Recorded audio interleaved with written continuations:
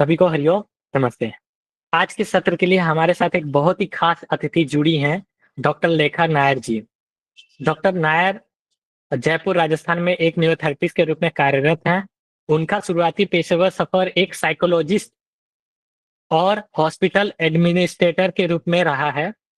उन्हें न्यूरोथेरेपी में आने की प्रेरणा मर्म चिकित्सा से मिली, जिसने उन्हें एक पुरानी शारीरिक पीड़ा यानी कि उनको फ्रोजन शोल्डर था, उससे उन्हें तुरंत राहत मिला और इसी अनुभव से उन्हें आयुर्वेद में और गहन अध्ययन के बाद न्यूरोथेरेपी की ओर मोड़ दिया।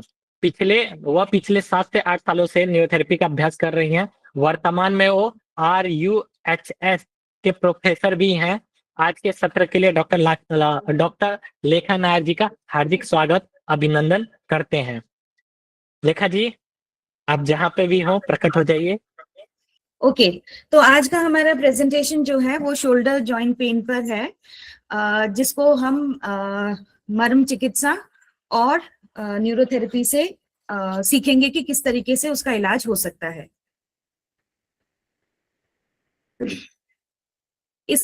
ये पूरा जो मेरा 1 घंटे का लेक्चर है या उससे ज्यादा हो जाए पता नहीं, ये हम किस वे में जाएंगे उसके बारे में थोड़ा सा बता देती हूँ। पहले इंट्रोडक्शन है, फिर मैं डेफिनेशन बताऊंगी कि शोल्डर पेन क्या होता है। कुछ टर्मिनोलॉजीज हैं जो कि हम जब साइंस मेडिकल टर्म्स यूज करते हैं तो कई बार जो है समझ में नहीं आता, उसके लिए मैं पहले से ही आपको बता दूंगी कि वो टर्मिनोलॉजीज कौन सी हैं। देन कॉज क्या है, शोल्डर पेन होता क्यों है, रिस्क फैक्टर्स क्या हैं वो बताऊंगी। Then clinical features, science and symptoms क्या हैं, स्टेज क्या है फ्रोजन शोल्डर्स के, पैथोफिजियोलॉजी, ट्रीटमेंट ऑप्शंस कैसे क्या क्या हैं, और न्यूरोथेरेपी। मैं ट्रीटमेंट ऑप्शन में सिर्फ न्यूरोथेरेपी और मर्म चिकित्सा का ही बताने वाली हूँ। थोड़ा बहुत न्यूट्रिशन, होम केयर और लाइफस्टाइल के बारे में बताऊंगी। तो सभी को मेरा नमस्कार। मेरा नाम डॉक्टर लेखा है। मैं पेशे से न्यूरोथेरेपिस्ट हूँ, जयपुर में हूँ। और हम अब शुरू करते हैं अपने सत्र को। या क्रिया व्याधि हरणी स चिकित्सा निगते, इसका मतलब होता है जो भी क्रिया से व्याधि या डिजीज हो या पेन हो उसका हरण होता है तो वो चिकित्सा कहलाती है। इसीलिए हमारी न्यूरोथेरेपी और जो मर्म चिकित्सा है या कोई भी अलग पद्धति है जिससे इंसान का दर्द या दुख या डिजीज दूर होता है, वो चिकित्सा है। तो हमारा न्यूरोथेरेपी भी एक चिकित्सा है। डेफिनेशन मैंने ये खुद बनाई है बैठ के, क्योंकि जहां पर भी देखो हम देखते हैं कि डेफिनेशन जो होती है साइकोलॉजी की भी है, व्हाट इज मेडिसिन भी है, व्हाट इज सर्जरी भी है, एंड व्हाट इज नर्सिंग है, व्हाट इज फार्माकोलॉजी है। बट ये नहीं था कि व्हाट इज न्यूरोथेरेपी, वो भी एलिमेंट्री न्यूरोथेरेपी मैंने सर्च किया, हमारे इसमें आता नहीं है। तो मैंने एक बनाया है होलसम तरीके से। इसको ऐसे हम डिफाइन करेंगे। Elementary neurotherapy is an innovative science-based Indian alternative system that works without medicine। मतलब ये अपने में अनोखी एक विद्या है, साइंस से प्रेरित है, भारत की है, ऑल्टरनेटिव सिस्टम है। ऑल्टरनेट क्यों बोलते हैं? क्योंकि एलोपैथी ने सारा वो ले रखा है खेल, तो हम ऑल्टरनेट हो गए, कोई बात नहीं, लेकिन हम ऑल्टरनेट इंडियन सिस्टम है जो कि बिना दवाई के काम करता है, ये बिना दर्द के काम करता है। Pressure based therapy using specific formula to integrate body system. मतलब ये है कि ये प्रेशर बेस्ड है, हम दबाव से, प्रेशर से स्पेसिफिक फॉर्मूला का यूज करते हैं जिससे कि हम सारी बॉडी के ऑर्गन्स को इंटीग्रेट करते हैं, स्पेशली मतलब काम करने के लिए प्रेरित करते हैं, स्पेशली हमारे डाइजेस्टिव सिस्टम को, जिससे कि to correct imbalances and eliminate the root cause of disease, so that हमारी बॉडी में जो भी इम्बैलेंसेस हैं, जो रॉ मटेरियल नहीं बन रहा है, उसको हम बनाते हैं, हमारे इम्बैलेंसेस को ठीक करते हैं, और जो रूट कॉज है जिसके कारण वो बीमारी हमारे अंदर आई है उसको हम निकालते हैं। सो ये है डेफिनेशन एलिमेंट्री न्यूरोथेरेपी का। और दूसरा डेफिनेशन जो मर्म चिकित्सा का है, इसके बारे में मैं थोड़ा सा डीप में बाद में बताऊंगी। मैं सिर्फ अभी इसका उल्लेख कर रही हूँ कि ये जो है it is a vital point, a vital anatomical point in Ayurveda, a junction of flesh, मामसा, वेसल, शिरा, ligament or nerve, स्नायु, bones, अस्थि, housing vital energy prana, where injury causes severe pain, disability, loss of function and even death. मतलब ये है कि ये जो मर्म होता है ये हमारे अंदर एक वाइटल एनर्जी पॉइंट या सेंटर है जो कि हमारे जंक्शन मतलब बीच में फ्लैश मसल्स के अंदर होता है, शिराओं के अंदर होता है, स्नायु माने लिगामेंट, नर्व्स, टेंडन में होता है, बोन्स में, अस्थि में होता है, जो कि उसका एनर्जी हमारे अंदर जो एनर्जी पॉइंट्स हैं वो हैं। अगर इसमें अगर घात लग जाता है या इंजरी हो जाती है तो हमारे को बहुत दर्द होता है। कभी कभी जैसे डिसेबिलिटी हो जाती है या हाथ पांव काम करना बंद कर जाता है या उसमें मार लगने के कारण जैसे पैरालिसिस भी हो सकता है। वो काम करना, वो जो एरिया है वो काम करना बंद कर देता है या कभी कभी मृत्यु भी हो सकती है। अभी मैं फ्रोजन शोल्डर के बारे में बता रही हूँ कि फ्रोजन शोल्डर जो है ये बहुत कॉमन है इंडिया में, और जैसे कि बताया था मैं पहले भी, कोविड में ये बहुत ज्यादा इसलिए हुआ। देखिए उसके बहुत सारे रीजंस हो सकते हैं कि हमने स्टेरॉइड्स लिया कोविड के लिए या क्या बोलते हैं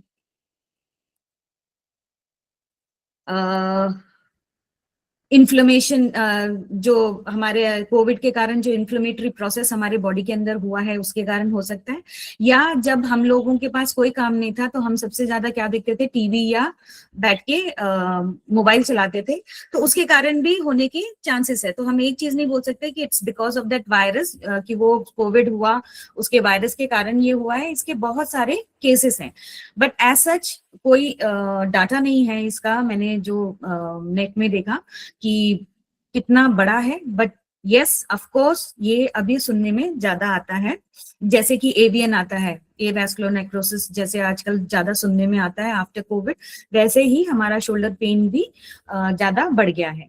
Shoulder pain is more common in India with prevalence rate varying widely from around 7 to 30.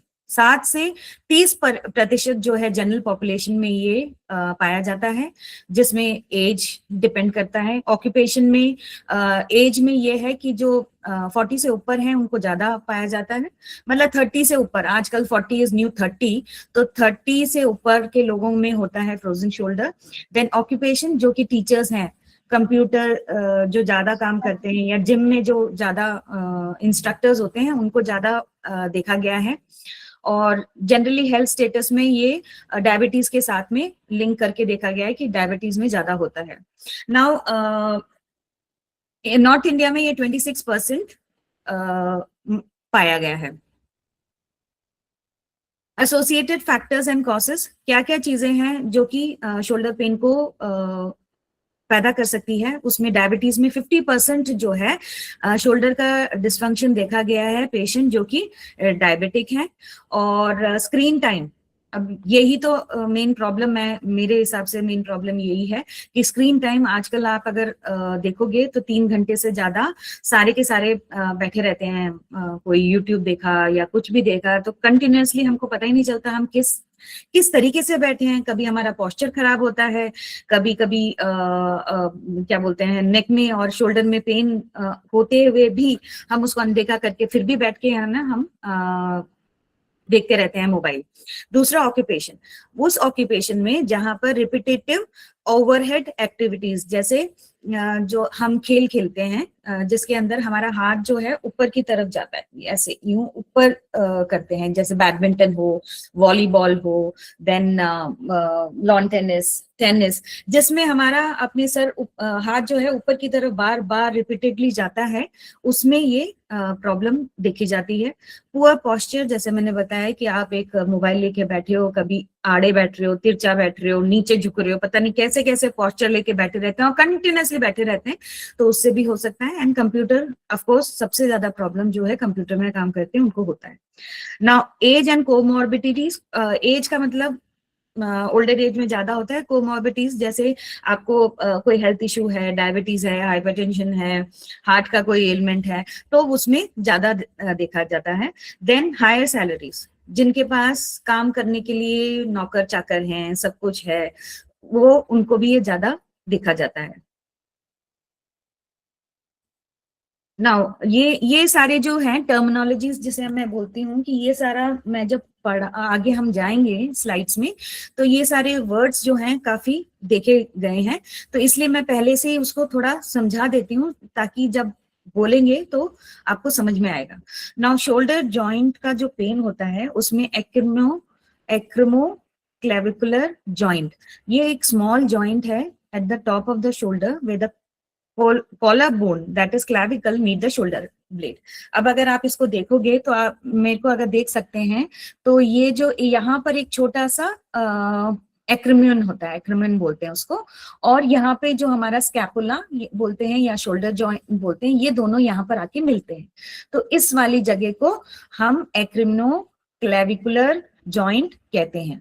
Now second is ग्लेनोहेमोरल joint, यही है जो कि सबसे ज्यादा प्रॉब्लम करता है एडिसिव कैप्सुलाइटिस या फ्रोजन शोल्डर में।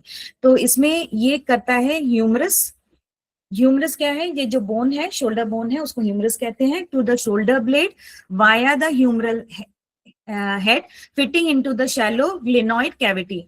तो ये जो हमारा जो ह्यूमर का जो हेड है या सर है, जिस कैविटी के अंदर फिट होता है, उन दोनों कैविटी का नाम, एक का नाम ग्लेनोइड फोसा है, दूसरे का नाम ह्यूमरस है। तो ये दोनों जब एक दूसरे से जॉइंट मतलब अंदर घुस के रोटेट करते हैं, तो दैट जॉइंट, उस जॉइंट को कहा जाता है glenohumeral joint.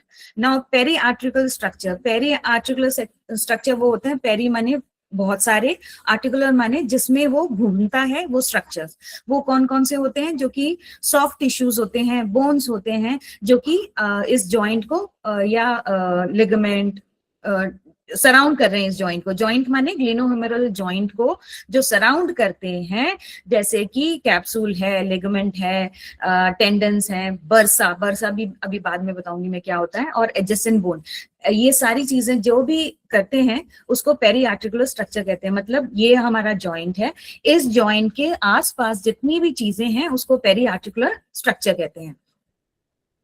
Next is impingement. Impingement का मतलब होता है कि आपको कोई चीज चुभ रहा है, पिंच कर रहा है, किसी भी दूसरी चीज, एक चीज दूसरी चीज को पिंच कर रहा है, या रिबिंग ऑफ सॉफ्ट टिश्यू, जो हमारे सॉफ्ट टिश्यू है, किसी ना किसी कारणवश वो जैसे कि टेंडन है, उसमें कुछ प्रॉब्लम आ गई, तो वो दूसरे जॉइंट को जब पिंच करता है उसको इम्पिंजमेंट कहते हैं।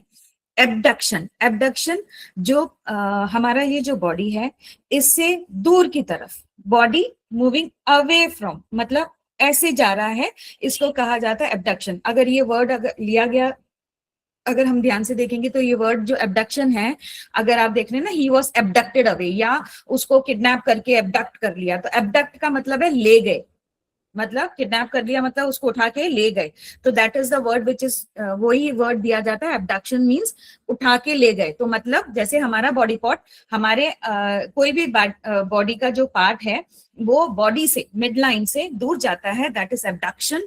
एडक्शन तो addition, adduction means addition, means आपका वो जो बॉडी पार्ट है वो वापस आपके पास आ रहा है। सपोज ये हमने ऐसे किया और वापस लेके आए, इसको कहते हैं एडक्शन।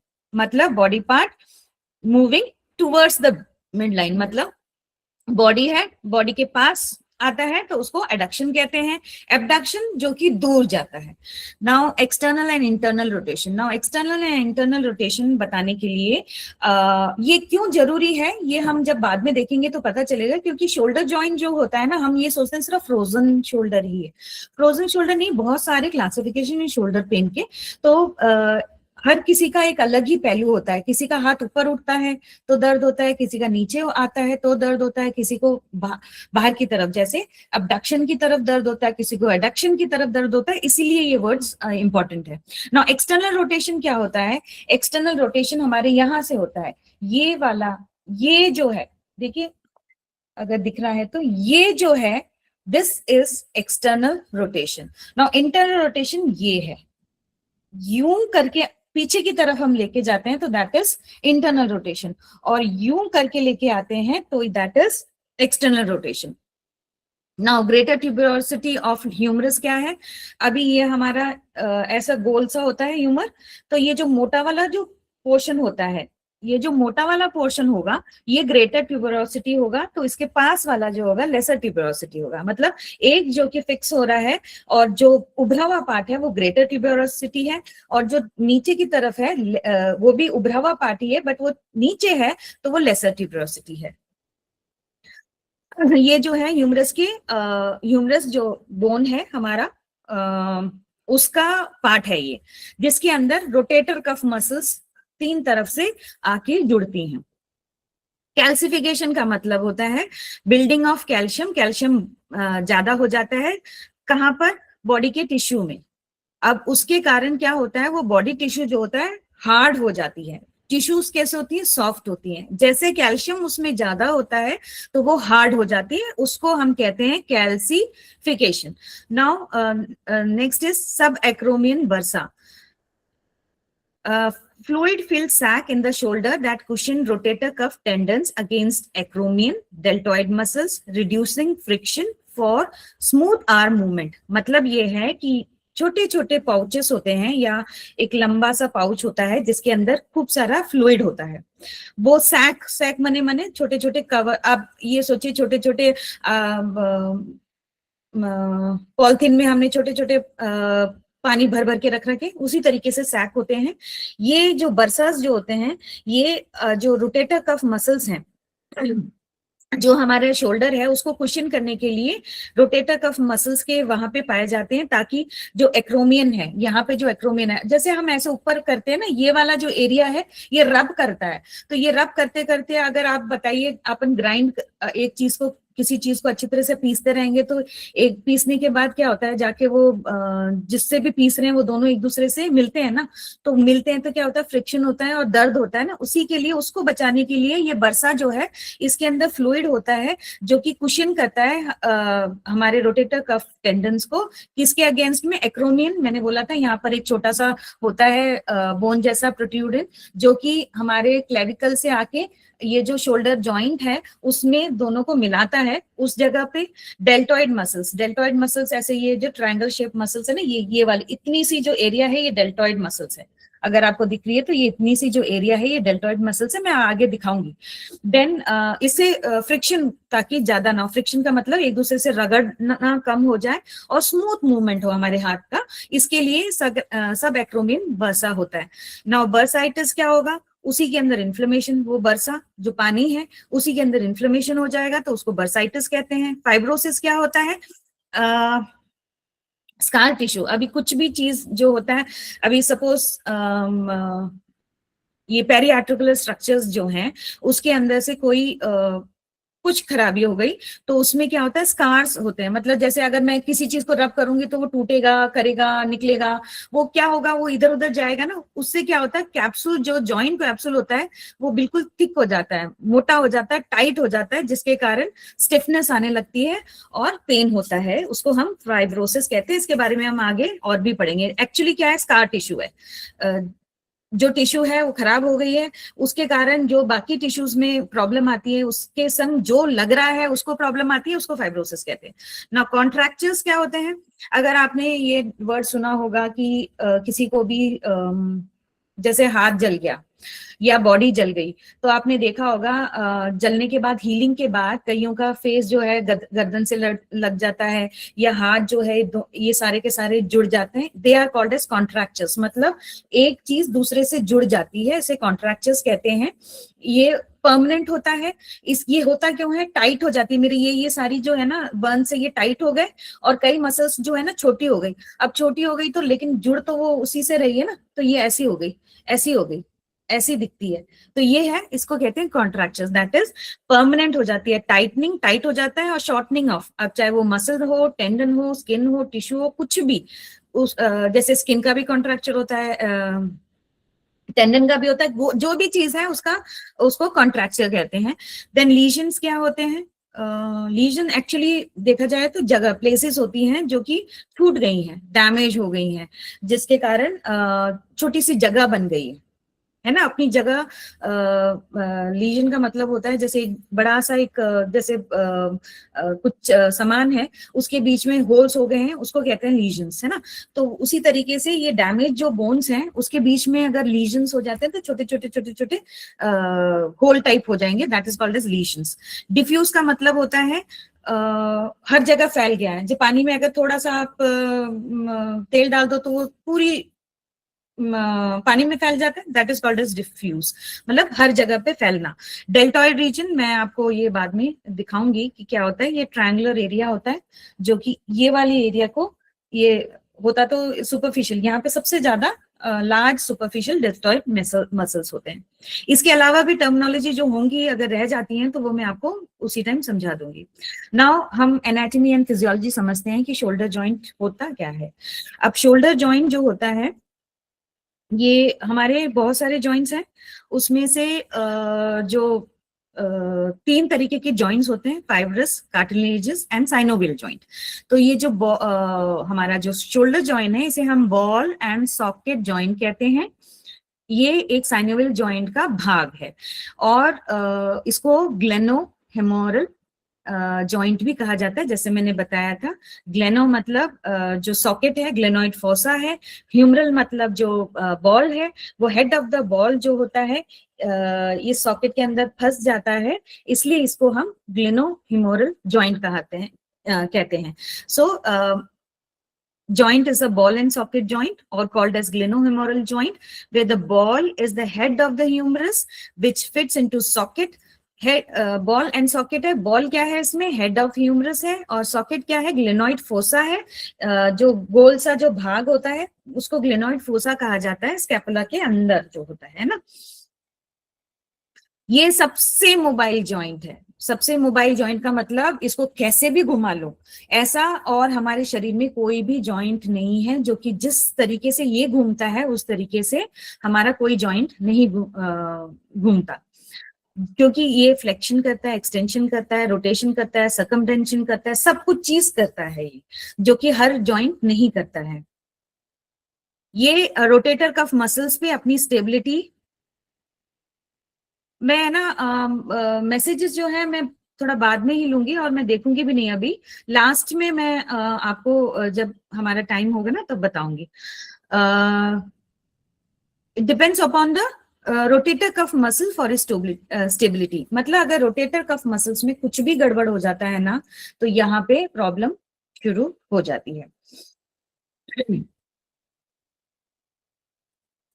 अभी की एनाटॉमिकल स्ट्रक्चर्स क्या हैं, बोन्स में क्या क्या चीजें आती है इसकी, ह्यूमरस जो कि हमारा मेन है, बॉल जिसे बोला जाता है, और स्कैपुला जो पीछे जैसे शोल्डर ब्लेड कहा जाता है उसको स्कैपुला बोलते हैं, क्लेविकल जो एक छोटा सा पार्ट आता है जो इसको अटैच करता है हमारे यहाँ से रिब्स से होते हुए पीछे, उसे हम क्लेविकल कहते हैं। नाउ जॉइंट्स में ग्लेनोह्यूमरल जॉइंट इंपॉर्टेंट है, एक्रोमियो क्लेविकुलर जॉइंट इंपॉर्टेंट है, जो कि मैं आपको बता चुकी हूँ कि एक्रोमियो क्लेविकुलर जॉइंट क्यों कहा जाता है, क्योंकि एक्रोमियन करके एक होता है यहाँ पर, क्लेविकल से जुड़ रहा होता है वो, और उसको फिर पीछे शोल्डर ब्लेड से जोड़ रहे हैं, स्कैपुला से जोड़ रहे हैं, इसलिए इसको एक्रोमियो क्लेविकुलर जॉइंट कहते हैं। नाउ ग्लेनोइड लेब्रियम क्या होता है, ये कार्टिलेज है जो कि एक रिंग जैसा होता है, जो ग्लेनोइड फोसा जो मैंने बोला इसके अंदर, ये जो अपने इसके अंदर जो है ये ग्लेनोइड फोसा है, उसके अंदर का जो रिंग है उसके ऊपर पूरी तरफ से जो इसको बांध के रख रखा है उसको कहते हैं ग्लेनोइड लेब्रियम, जो कि हमारे इस शोल्डर जॉइंट को मोबिलिटी देता है। नाउ मैंने आपको रोटेटर कफ मसल्स के बारे में भी बताया, रोटेटर कफ मसल्स बहुत इंपॉर्टेंट हैं और इसको समझने के लिए 3 वर्ड, सिट्स, SITS, अगर उसको आप याद कर लेंगे तो आपको पता चल जाएगा ये 3 कौन कौन से। सुप्रास्पाइनेटस, ये मैं ना आपको दिखाऊंगी बाद में, इंफ्रास्पाइनेटस, टीरिस माइनर, सबस्कैपुलरिस, ये सारे जो मसल्स हैं इनको बन के रोटेटर कफ मसल्स होता है। तो अगर आपके सुप्राइन स्पाइनेटस में अगर कोई प्रॉब्लम है तो भी आपको शोल्डर पेन होगा, इंफ्रा में होगा तो भी होगा, टीरिस माइनर में होगा तो भी होगा, सबस्कैपुलरिस में होगा तब भी होगा। तो ये क्रूशियल है हमारी बॉडी को, हमारी जो इस शोल्डर जॉइंट को स्टेबिलिटी और मूवमेंट देने के लिए बहुत इंपॉर्टेंट है ये रोटेटर कफ मसल्स, जिसको हम बोलते हैं seats, SITS। S is for supraspinatus, I for infraspinatus, T for teres minor, S for subscapularis। फिर बर्सा, बर्सा मैंने आपको बताया था, बर्से जो होते हैं दे आर स्मॉल फ्लूइड भरे हुए होते हैं उसमें, वो उनका मेन काम क्या है, टेंडन और बोन के बीच में जो रगड़ होती है उसको नहीं होने देना, इसके लिए बर्सा होता है। Then coming to ligament, ligament जो होते हैं ये भी 3-4 तरीके के हैं। हमारे लिए जो इम्पोर्टेंट है वही मैं बता रही हूँ इसमें। ग्लिनोइड लिगामेंट, ग्लिनोहिमोरल लिगामेंट, कॉर्कोहिमोरल लिगामेंट, और भी बहुत सारे हैं। ये जो है ना वो कैप्सूल है, उसको पकड़ के रखता है ताकि हमारा जो मूवमेंट है लिगामेंट मूवमेंट को देने के लिए होता है, ताकि हमारा ये पूरा सिस्टम जो है कोलैप्स ना हो। तो उसके लिए शोल्डर जॉइंट में हमारे पास बोन्स होते हैं, लैब्रियम होते हैं, रोटेटर कफ मसल्स होते हैं, बर्सा होता है, लिगामेंट होता है। नाउ मैं आपको अब थोड़ा सा बताती हूँ। देखिए ये है स्कैपुला, ये स्कैपुला है, ये क्लेविकल है, ये एक्रोमियो क्लेविकुलर जॉइंट है। देखिए अब है ना ये छोटा सा एक आप पार्ट देखिएगा, ये एक्रोमियन है, इसके साथ में क्या है, क्लेविकल जुड़ा हुआ है, और क्लेविकल जुड़ के ये स्कैपुला के साथ जुड़ा हुआ है। ये देखिए ये स्कैपुला के साथ ये सारा एक साथ जुड़ा हुआ है, जो कि ये तो फ्रंट में आ जाता है और ये स्कैपुला हमारे बैक में हमको फील करते हैं, बट जुड़े तो ये हमारे को पूरी तरीके से इस तरीके से हैं कि ये पूरा हमारा जो रेंज ऑफ मोशन होता है वो देने के लिए जुड़ा होता है। तो एक्रोमियन ये है, और ये दोनों का ये जॉइंट बहुत इंपॉर्टेंट है, क्योंकि इसमें अगर कुछ भी गड़बड़ हो जाता है ना तो हमारे शोल्डर पेन में दर्द आता है। देन ग्लिनोहिमोरल जॉइंट, ग्लिनोहिमोरल जॉइंट ये है, मैंने बताया ना ये हेड है, ये हेड है ह्यूमरस का, और ये जो एरिया है ये हमारा ग्लेनोइड फोसा है, जिस या सॉकेट बोल सकते हैं आप। तो ये इसके अंदर फिट होता है, इसलिए इसको ग्लिनोहिमोरल जॉइंट बोलते हैं। ये हेड ऑफ ह्यूमरस है, ये ह्यूमरस है, हमारी बोन है, जो मेन बोन है वो है।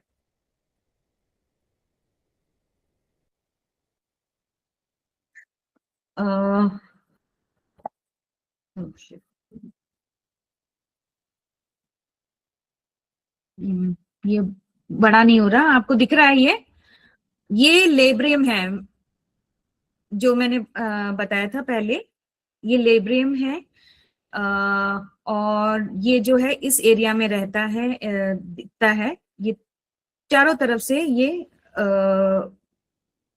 क्या बोलते हैं ग्लिनोइड फोसा को कवर करता है। और अगर इसमें ये टेयर हो जाता है तब भी जो है, कभी लेब्रियल टेयर से टेयर करके आते हैं पेशेंट, तो वो इसलिए आते हैं क्योंकि ये जो एरिया है ये टेयर हो जाता है, जिसके कारण दर्द आता है। ये सिर्फ बताने के लिए है। नाउ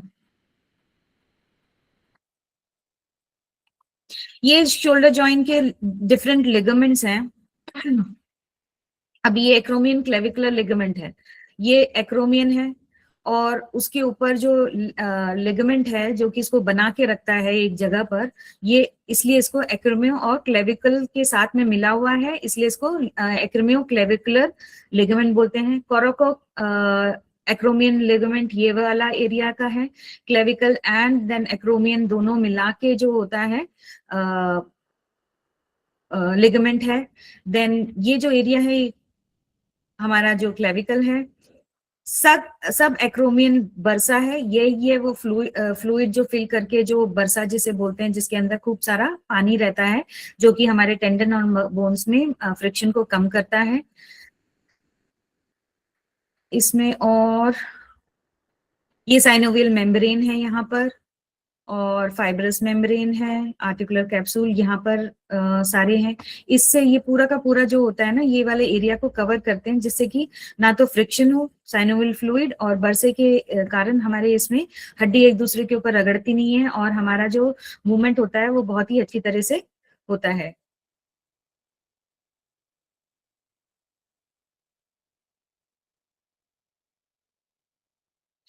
ये मसल्स के बारे में मैंने बताया था, सिट्स। तो सुप्रा स्पाइनेटस ये वाला जो है, ये और ये दोनों सुप्रा स्पाइनेटस है, ये इंफ्रास्पाइनेटस है यहाँ पर, फिर टीरीस माइनर ये है, और सब स्कैपुलरिस ये है। तो इस तरीके से सिट्स जो है, हम इसको एक्रोमिन, इसका वर्ड जो इस तरीके से एक्रोनिम बना है, सिट्स। और इंफ्रास्पाइनेटिस जो है, इसमें अब है ना दिख नहीं रहा है, स्कैपुला के पीछे की तरफ भी है ना, ये स्कैपुला के ऊपर और सारी जगह पे है ना, ये सारा कवर कर देता है पूरा हमारा बॉडी को विथ दिस मसल्स। हाँ, ये है coracoid process, clavicle, okay. Rotator cuff, ये है रोटेटर कफ मसल्स हैं, इसके कारण ही हमारा जो शोल्डर ब्लेड है, सॉरी शोल्डर जॉइंट है, वो अच्छी तरह से काम करता है। अब फिजियोलॉजी पढ़ते हैं हम थोड़ा सा। मैंने पहले ही बताया था, टाइप तो बॉल एंड सॉकेट जॉइंट है। क्यों? क्योंकि ये पूरे डायरेक्शन में ये घूमता है, पर उसके कारण एक और प्रॉब्लम है कि इसकी इंजरी भी बहुत जल्दी होती है, शोल्डर निकल भी जाता है। अब वो क्यों? क्योंकि अगर आप नहीं, इसमें भी नहीं, हाँ इसमें अगर आप देखेंगे तो ये हेड देखिए आप, इसका हेड कितना बड़ा है और इसका जो ग्लेनोइड फोसा कितना छोटा है। तो क्या होता है ना कि ये जो ह्यूमरस अगर जरा सा भी कहीं पे लग जाए, कर जाए ना, तो ये यहाँ से निकल सकता है, क्योंकि इसका जो हेड है बहुत बड़ा है, और ग्लेनोइड जो अपर, ये बड़ा होना लाजमी भी है, क्योंकि इसके बिना उसको हर तरीके से ये रोटेट कैसे करेगा, सरकमटेंशन भी करता है, मतलब चारों तरफ घुमा भी लेते हैं हम हाथ को। तो जो है उसके लिए ही इसको छोटा रखा है और इसको बड़ा रखा है, हेड ऑफ ह्यूमरस को भगवान ने। लेकिन उसके कारण एक प्रॉब्लम भी आती है कि बहुत जल्दी चोटीला हो जाता है, ये बहुत चोट लग सकती है इसको, ये भी एक प्रॉब्लम है इसका।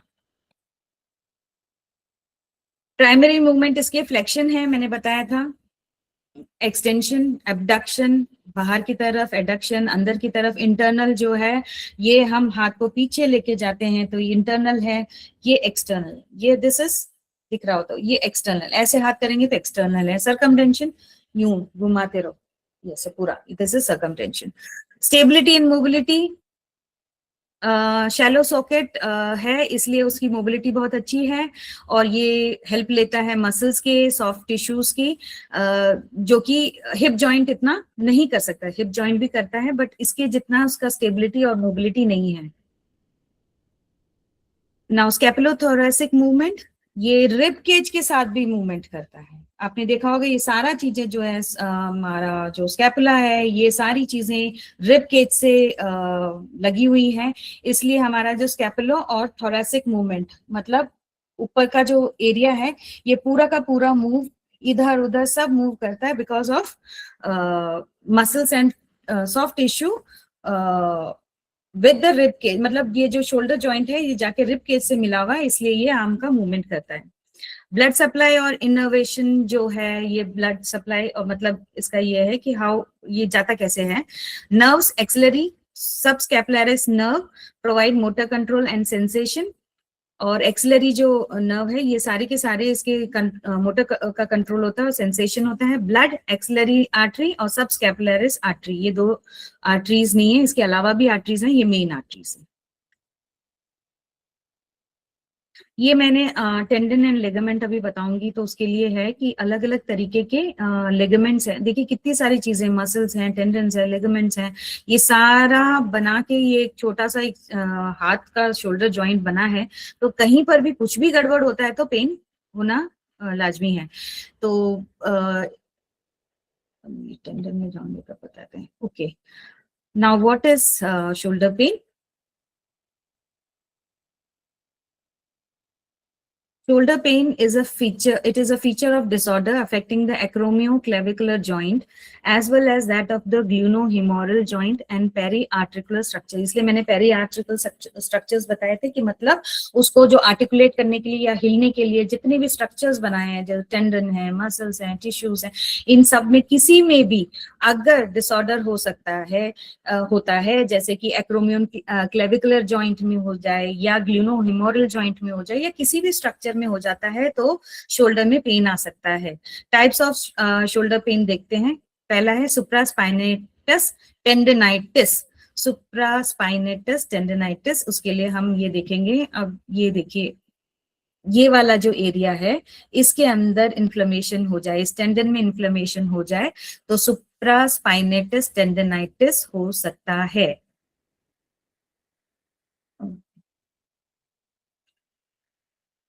अब ये सुप्रास्पाइनेटिस टेंडनाइटिस होता क्यों है? Impingement of the tendon of the acromion. अभी मैंने आपको इम्पिंजमेंट बताया था कि कोई भी सॉफ्ट टिश्यू निकल गया रगड़ा खा के और वो जाके टेंडन को, एक्रोमियन के टेंडन को जाके बार बार पिंच कर रहा है। रिप हो गया कोई सॉफ्ट टिश्यू, रिप होके जाके एक्रोमियन को पिंच करे जा रहा है, मतलब उसको बार बार क्या बोलते हैं, प्रेशर दिए जा रहा है, तब ये टेंडनाइटिस हो सकता है। Painful arc on abduction of the arm. Abduction मतलब हाथ को आपने दूर की तरफ किया तो आपको भयंकर तरीके से दर्द होगा। Which can be abolish by external rotation. मतलब जब आप हाथ को अपने दूर की तरफ लेते आते हैं बॉडी से, तब तो आपको दर्द होता है, लेकिन जैसे आप उसको पास लेकर आते हैं, इंटरनल एक्सटर्नल रोटेशन में लेकर आते हैं, तो आपका दर्द चला जाता है। तो दैट मीन्स ये सुप्रास्पाइनेटस टेंडनाइटिस हो सकता है। नाउ लोकलाइज्ड टेंडरनेस होता है greater tuberosity of the humerus में। Radiologically calcification in the supraspinatus tendon. अब कैल्सिफिकेशन का अब एक्सरे लिया तो पता चला कैल्सिफाइड है या स्पर है बोल देते हैं कोई लोग, कोई बोलते हैं आपकी हड्डी बढ़ गई है, तो उसका मतलब है कैल्सिफिकेशन हो गया सुप्रास्पाइनेटस टेंडन में। तो इसके कारण एक ही जगह पे ग्रेटर ट्यूबरोसिटी, मैंने बताया ना ह्यूमर में लेसर ट्यूबरोसिटी और ग्रेटर ट्यूबरोसिटी है। जो क्या बोलते हैं, ग्रेटर ट्यूबरोसिटी ऊपर की तरफ ये वाला जो एरिया है ये है, और लेसर ट्यूबरोसिटी ये है। तो ये वाली जो एरिया में दर्द होगा या एक्सरे में आपका कैल्सिफिकेशन निकलता है तो सुप्रास्पाइनेटस टेंडनाइटिस है। Rupture of calcific tendon material into subacromial bursa cause acute painful gout-like attack of inflammatory subacromial bursitis। तो कभी कभी क्या होता है, इसमें आपको वो जो कैल्सिफाइड टेंडन मटेरियल है वो रप्चर होके वो सब एक्रोमिन बर्सा जो है, जो कि फ्लूइड फिल्ड सैक जो है उसमें जाता है। तो ऐसा जैसे पाँव में गाउट, आपको पता है कि यूरिक एसिड बढ़ने से आपके टांगों के बिग टो में बहुत दर्द होता है, वैसा इंसान को लग सकता है। ये भी इन्फ्लेमेशन हो जाता है, बर्साइटिस मतलब वो बर्सा जो है उसमें इन्फ्लेमेशन होके प्रॉब्लम दे सकता है। नाउ एडिसिव कैप्सुलाइटिस, यही है मेन जिसे हम फ्रोजन शोल्डर कहते हैं। It is a painful progressive stiffness of the shoulder joint caused by fibrosis, मैंने आपको बताया था फाइब्रोसिस क्या है, and contracture of the glenohumeral joint capsule. मतलब प्रोग्रेसिव होता है, एक दिन में 2 दिन में नहीं आता, over the period of time आता है ये, और स्टिफनेस शुरू हो जाती है। फाइब्रोसिस मतलब एकदम फाइबर जितने होते हैं ना वो सारे के सारे इकट्ठे होके क्या बोल सकते हैं, टाइट हो जाते हैं, फाइब्रोटिक मटेरियल बना देते हैं, जिसके कारण जिससे और कॉन्ट्रैक्चर से, जो कि शॉर्टनिंग, और मैंने बोला था कि वो टिश्यू शॉर्ट हो जाती है या टेंडन शॉर्ट हो जाता है, तो वो एक दूसरे मतलब उसका जो लेंथ है उससे अगर छोटा हो जाएगा तो काम करने में उसको दर्द होगा, वो है contractures. It results in marked restriction of both active passive range of motion, especially external and external rotation। अभी इसमें भी क्या होता है, एक्सटर्नल रोटेशन जो होता है वो उसमें काफी तकलीफ होती है करने में। देन बाइसेपिटल टेंडनाइटिस, ये सारे आइटिस माने सारे इन्फ्लेमेशन ही है। इसमें पेन होता है, टेंडरनेस होता है बाइसेपिटल ग्रूव में, जिससे के कारण हमारा जो एल्बो एरिया जो होती है उसको हम मोड़ नहीं सकते, तो उसको कहते हैं बाइसेपिटल टेंडनाइटिस। टेंडन के अंदर इन्फ्लेमेशन हो जाता है जिसके कारण हम फ्लेक्शन माने एल्बो को मोड़ नहीं सकते, रिस्ट्रिक्ट हो जाता है, उसे बाइसेपिटल टेंडनाइटिस कहते हैं। देन इंफ्रास्पाइनेटस टेंडनाइटिस, आप हमने सिट्स में देखा था, रोटेटर कफ मसल का एक और टेंडन है जिसे कहते हैं इंफ्रास्पाइनेटस। तो उसके अंदर अगर आपका प्रॉब्लम आ जाती है, इन्फ्लेमेशन हो जाता है जिसके कारण पेन आता है, और external rotation with subscapularis लीशन causing pain in pain on resisted internal rotation of the arm. अगर आप इंटरनल रोटेशन करने की कोशिश करते हैं, मतलब आप अगर अपने हाथ को पीछे की तरफ करना चाहते हैं, खुजली मच रही है आपको बैक में, वो करना चाह रहे हैं तो नहीं होगा, क्योंकि जो इंफ्रास्पाइनेटिस जो एरिया है, टेंडन है, उसके अंदर आपके इन्फ्लेमेशन हो गई है उस टेंडन को। तो इसमें भी एक्सटर्नल रोटेशन, जैसे आप एक्सटर्नल रोटेशन करने की कोशिश करेंगे तो नहीं होगा। शोल्डर हैंड सिंड्रोम ये दूसरा है। ये जो है इसके अंदर कई लोगों को आपने सुना होगा कि हमारे को है ना जैसे बर्न करता है वैसा वाला दर्द होता है, और हम हाथ को बिल्कुल भी उठा नहीं सकते, शोल्डर ऊपर कर ही नहीं सकते हैं, और it may cause due to reflex sympathetic dystrophy. ये जो सिंपैथेटिक डिस्ट्रोफी है रिस्ट्रिक्टेड, ये आजकल इसको हम बोलते हैं chronic regional pain syndrome, type 1 बोलते हैं इसको। ये जनरली कोई भी माइनर इंजरी होने के बाद इंसान को होती है, रिफ्लेक्स सिंपैथेटिक डिस्ट्रोफी, जिसे हम आजकल बोलते हैं CRPS टाइप 1। ये जो होता है, कभी भी कोई इंजरी हो जाती है उसके कारण हमारे बर्निंग पेन होता है, स्वेलिंग होती है, और स्किन में चेंजेस आते हैं, कलर चेंज हो जाता है स्किन का, जो कि इंजरी से पहले और अभी में देखा जाएगा तो उसमें बहुत डिफरेंस आ जाता है। तो that is called as reflex sympathetic dystrophy. और इट कैन बी, और इसके एपिलेप्सी हुआ उसके कारण भी ये शोल्डर हैंड सिंड्रोम हो सकता है। बार्बिचुरेट्स जो होते हैं बहुत ज्यादा लेने से, एमेटॉल करके जो ड्रग्स होते हैं, ये सब लेने से, जिससे नींद भी आती है काफी, बार्बिचुरेट लेने से भी प्रॉब्लम आती है। एंटी ट्यूबरकुलोसिस ड्रग में हो तो भी होता है ये प्रॉब्लम। तो अगर हम उनका डिटेल हिस्ट्री लेते हैं और इनमें से कोई चीज आपको दिखती है तो इसका मतलब है उनको शोल्डर हैंड सिंड्रोम हो सकता है। समटाइम्स कई लोगों में ये देखा गया है कि दर्द इतना नहीं होगा जितना वो बताते हैं। आपने आज थेरेपी दिया, उसके दूसरे दिन भी बोलेंगे मेरे को कोई फायदा नहीं आया, तीसरे दिन भी कोई फायदा नहीं आया, चौथे दिन भी कोई फायदा नहीं आया, मतलब उनको फायदा नहीं आता। और आपको एक बार करने से फायदा आ जाता है, उनको चाहे कितना भी करवा लो उनको फायदा नहीं आता। तो इसका मतलब आपको ध्यान रखना पड़ेगा कि इसका कुछ और ही एंगल है।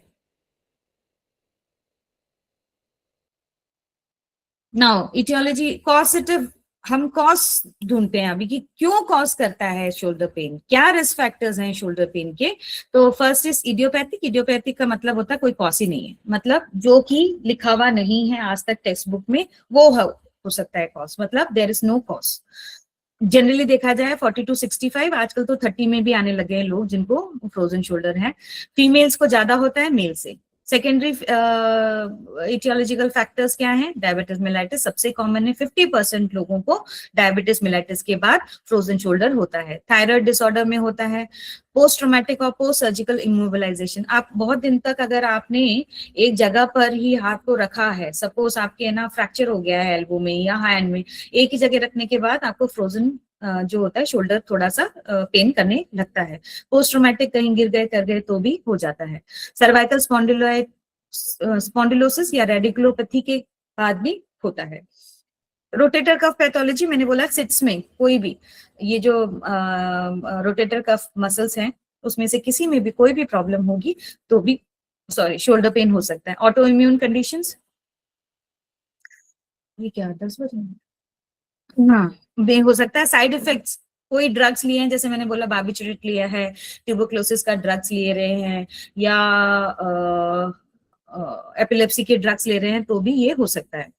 Abdominal pathology involving the diaphragm, ये जो डायफ्राम से ऊपर अगर कोई भी प्रॉब्लम, ये वाली जो एरिया में कोई भी प्रॉब्लम होती है तो भी शोल्डर पेन हो सकता है। इस्चेमिक हार्ट डिजीज, IHD एक केस है हार्ट डिजीज का, उसके कारण भी हो सकता है। क्लिनिकल फीचर्स क्या है इसमें? Gradual onset of diffuse deep shoulder pain, मतलब डिफ्यूज मतलब मैंने बताया कि स्प्रेड हो जाता है, यहां से शुरू हुआ था ये पूरा स्प्रेड होके पूरे हाथ में आ गया, that is called as diffuse, मतलब एक जगह पे से पूरी जगह फैल गया, that is diffuse. Deep shoulder pain, अंदर अंदर दर्द हो रहा है, अंदर दर्द हो रहा है, पूछने पे बोले अंदर दर्द हो रहा है, तो वो डीप शोल्डर पेन है। Pain worst at night while lying on affected side, आप देख लेना आपका हाथ है ना, एक जिसमें दर्द होता है उसको जरूर से ये लोग पिलो बनाते हैं, हर समय अपने हाथ को पिलो बनाने से वहां पे नर्व सप्लाई, ब्लड सप्लाई में प्रॉब्लम आएगी आएगी आएगी, तो धीरे धीरे ये शोल्डर पेन का एक कारण होता है।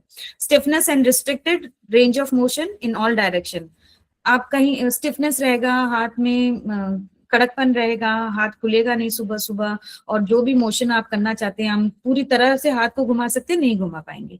डिफिकल्टी ऑफ ओवरहेड एक्टिविटीज, ये मैंने बताया था ना, ये जो बीमारी है जनरली आती किसको है, ये football sorry basketball, tennis, volleyball, badminton वाले जो कि हाथ को ऊपर, सर के ऊपर लेके जाते हैं, ऐसे वाले जो भी एक्टिविटीज आप करते हैं तो इसमें प्रॉब्लम होती है। जिम वाले जो हैं जितने भी वो खींचते रहते हैं, पुलिंग करते रहते हैं, इन सब लोगों को ये प्रॉब्लम अगर आपको है तो ये प्रॉब्लम आएगी ओवरहेड एक्टिविटीज। और जनरली शोल्डर पेन आता भी इसी के कारण है कि आपने बहुत यूज कर लिया इसको। कोम्बिंग है, बाल को बनाना, रीचिंग बैक टू हुक अ ब्रा, मतलब औरतों को सबसे ज्यादा प्रॉब्लम होती है कि पीछे ब्रा को नहीं कर सकते हैं, या पीछे हमारे ना खुजली हो रही है तो हम उसको स्क्रैच नहीं कर सकते, ये सारी प्रॉब्लम आती है, ये सिम्टम्स में आते हैं। देखिए क्लिनिकल फीचर्स दो तरीके होते हैं, सिम्टम्स एंड साइंस। सिम्टम्स क्या होते हैं? जो आपको बताएगा पेशेंट, और साइंस क्या होते हैं? जो आप देखोगे। साइंस क्या? External rotation, earliest and most effective. आप एक्सटर्नल, आप बोलिए हाथ को घुमाइए, एक्सटर्नली रोटेट कर पा रहे हैं नहीं कर पा रहे हैं, सबसे पहले वही होगा। और एबडक्शन, बाहर की तरफ लेके जाने में प्रॉब्लम है। इंटरनल रोटेशन, हाथ को पीछे की तरफ, मैंने बोला ब्रा या कुछ पहनने के लिए इंटरनल रोटेशन नहीं हो पा रहा, फ्लेक्शन नहीं हो पा रहा, हाथ को ऐसे कर नहीं पा रहे हैं। फिर अगर आपने जैसे भी छुआ ना, बहुत तेज गार्ड कर लेगा उस एरिया को, मतलब आपने छुआ तो दर्द होता है उसको भयंकर तरीके से, टेंडरनेस हो जाती है। और डेल्टॉइड रीजन मैंने बताया था, ये वाला जो ट्रायंगुलर एरिया है यहाँ पर होता है सबसे ज्यादा गार्डिंग एंड दर्द। No significant radiological abnormalities, generally X ray जो होता है नॉर्मली आता है। आप पूछते हैं डॉक्टर से तो बोलते हैं हड्डी बढ़ गई है आपकी, बस इतना सा बोल के छोड़ देते हैं कि हड्डी बढ़ गई है आपकी। अब हड्डी क्यों बढ़ी ये नहीं समझ में आता, लेकिन हड्डी बढ़ गई है आपकी। देन मैं adhesive capsulitis, that is frozen shoulder का बता रही हूँ, क्योंकि बाकी सारा आपको पता है इंजरी के कारण जो होता है वो टेयर या कुछ हो जाएगा, या जो भी एक्सरे MRI में मिलेगा। बट एडेसिव कैप्सुलाइटिस में 3 स्टेजेस में ये काम करता है, ये शुरू होता है। कैसे होता है? फ्रीजिंग स्टेज, ये बहुत पेनफुल फेस होता है, 2 से 9 महीने तक चलता है, जिसके अंदर बहुत दर्द होता है, स्पेशली रात में होता है। स्टिफनेस होती है हाथ ना, मतलब सुबह तो हाथ ऐसे कड़क होता है कि हाथ आप ठीक से बहुत टाइम लगता है उसको, मतलब मसाज करते रहो बहुत देर तक, उसके बाद वो ठीक होता है। और range of motion exercise, range of motion जो होता है वो धीरे धीरे कम होता है। जैसे हाथ को ऊपर लेके गए तो नीचे नहीं आएगा, नीचे से ऐसे लेके जाएंगे फिर आएगा, तो हमको हाथ को बिल्कुल धीरे से ऐसे लेके आना पड़ेगा। देन थॉइंग स्टेज में, फ्रोजन स्टेज में ये 4 से 12 महीने, मतलब 1 साल तक चलता है। बताओ, इसमें पेन हो जाता है रिड्यूस, लेकिन स्टिफनेस बहुत रहती है और कई काम हम कर नहीं पाते। अब क्या होता है ना कि हमारी बॉडी की एक आदत होती है कि जो भी प्रॉब्लम होती है ना उसके साथ में हम अपने आप को डलने लग जाते हैं। आपने अगर ये देखा होगा, शियाटिका पेन के कारण औरतें डक के जैसे चलती है, मतलब बतखों के जैसे चलती हैं, लेकिन वो सोचती हैं कि ये हमारी चाल है क्योंकि हमारी एज हो गई, इसलिए चाल है, वो ये नहीं उनको पता ही नहीं है कि भैया ये इसलिए है क्योंकि आपका शियाटिक L3-4 में कोई गड़बड़ है, जिसके कारण कोई नर्व इम्पिंजमेंट हो रही है, जिसके कारण आप ये इस तरीके से चल रहे हो। दिखाते भी नहीं है, वो सोचते हैं एज के कारण है। उसी तरीके से हम फ्रोजन स्टेज जो होता है ना, यहाँ तक तो हम है ना, फ्रीजिंग स्टेज के बाद ये पेनफुल वेनफुल अब हमारे ना दिमाग से निकल जाता है, और अब हमें ना जो होता है स्टिफनेस इतनी हो जाती है कि उसी स्टिफनेस में थोड़ा सा तेल मालिश किया, निकल लिए, ऐसे हम शुरू कर देते हैं। तो फंक्शनल लिमिटेशन मतलब उस हाथ से काम नहीं हो रहा तो हम दूसरे हाथ से काम कर लेंगे, पर उस हाथ को हम बचा बचा के चलते हैं। तो इस तरीके से हम उस पर ही ढल जाते हैं। फिर आता है थॉइंग स्टेज। थॉइंग का क्या मतलब होता है? Recovery phase. थॉ का मतलब होता है कोई भी जो फ्रीज हो गया है उसके बाद उसको अगर फ्रीजर से आप आइस क्यूब को बाहर रखे तो पिघल जाता है ना, उसको कहते हैं थॉइंग। तो रिकवरी फेज 1 से 5 महीने से 2 साल लग जाते हैं इसको ठीक होने में।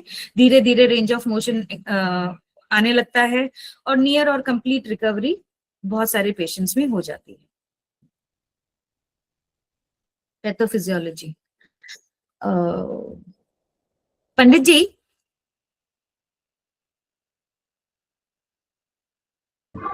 पंडित जी, मैं ये बोल रही थी कि अभी तो ये तो बहुत ही बड़ा है मेरा, मैंने तो सोचा नहीं था इतना बड़ा होगा। वो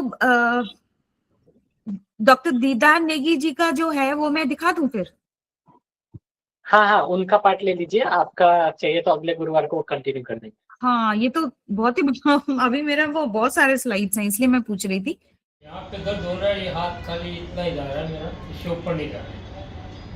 इससे ऊपर इनका हाथ नहीं जा रहा है, ठीक है। आप पीछे कितना जाता है, ऐसे घूम करके आप पीछे करके दिखाइए, पीछे कितना जाता है, पीछे ऐसे थोड़ा घूम जाइए, घूम जाइए। हाँ, पीछे यहाँ तक ही जा रहा है मेरा, ये यहाँ पे ठंडी में ज्यादा दर्द होता है, यहाँ पे दर्द होता है, यहाँ पे ज्यादा दर्द होता है। ठीक, ओके, ठीक है, थैंक यू। आप ट्रीटमेंट देंगे, आप देखेंगे उनको क्या पॉइंट दिए जा सकते हैं। आइए यहाँ पर आप एक बार उल्टे लेट जाइए इस पर एक बार।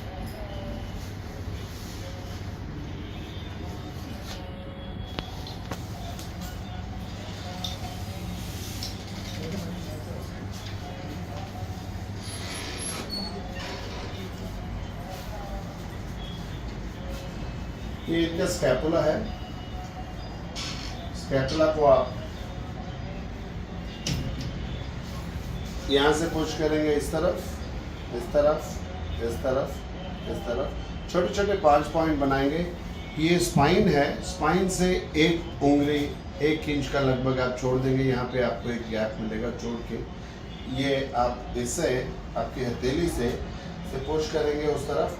1 2, छोटा सा पॉइंट नीचे बनाएंगे और एक 1 2, तीसरा पॉइंट बनाएंगे 1 2, चौथा पॉइंट बनाएंगे 1 2, पांचवा पॉइंट बनाएंगे 1 2।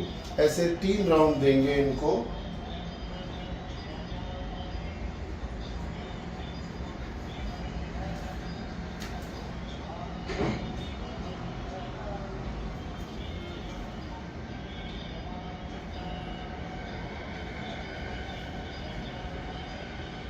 छोटे छोटे 5 पॉइंट बना लेंगे।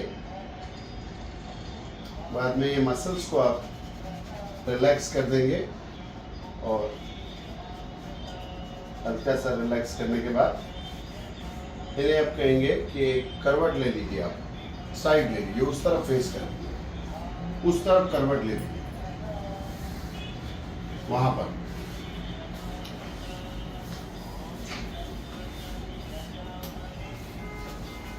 ये पिल्लों पे आप अपना सिर रखिए।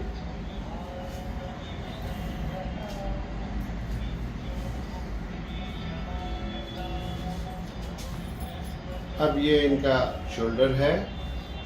शोल्डर जो यहाँ पे जो स्टिफनेस हो जाती है, इसको रिलैक्स करने के लिए आप यहाँ से 1 1 2 2 3 3, 1 1 2 2 3 3, 1 1 2 2 3 3। इसको हल्का हल्का 3 पॉइंट बनाइए और उस डायरेक्शन में पुश करिए। 1 1 2 2 3 3 1 1 2 2 3 3 1 1 2 2 3 3। उसके बाद यहाँ के मसल्स को नीचे की तरफ खींच लीजिए।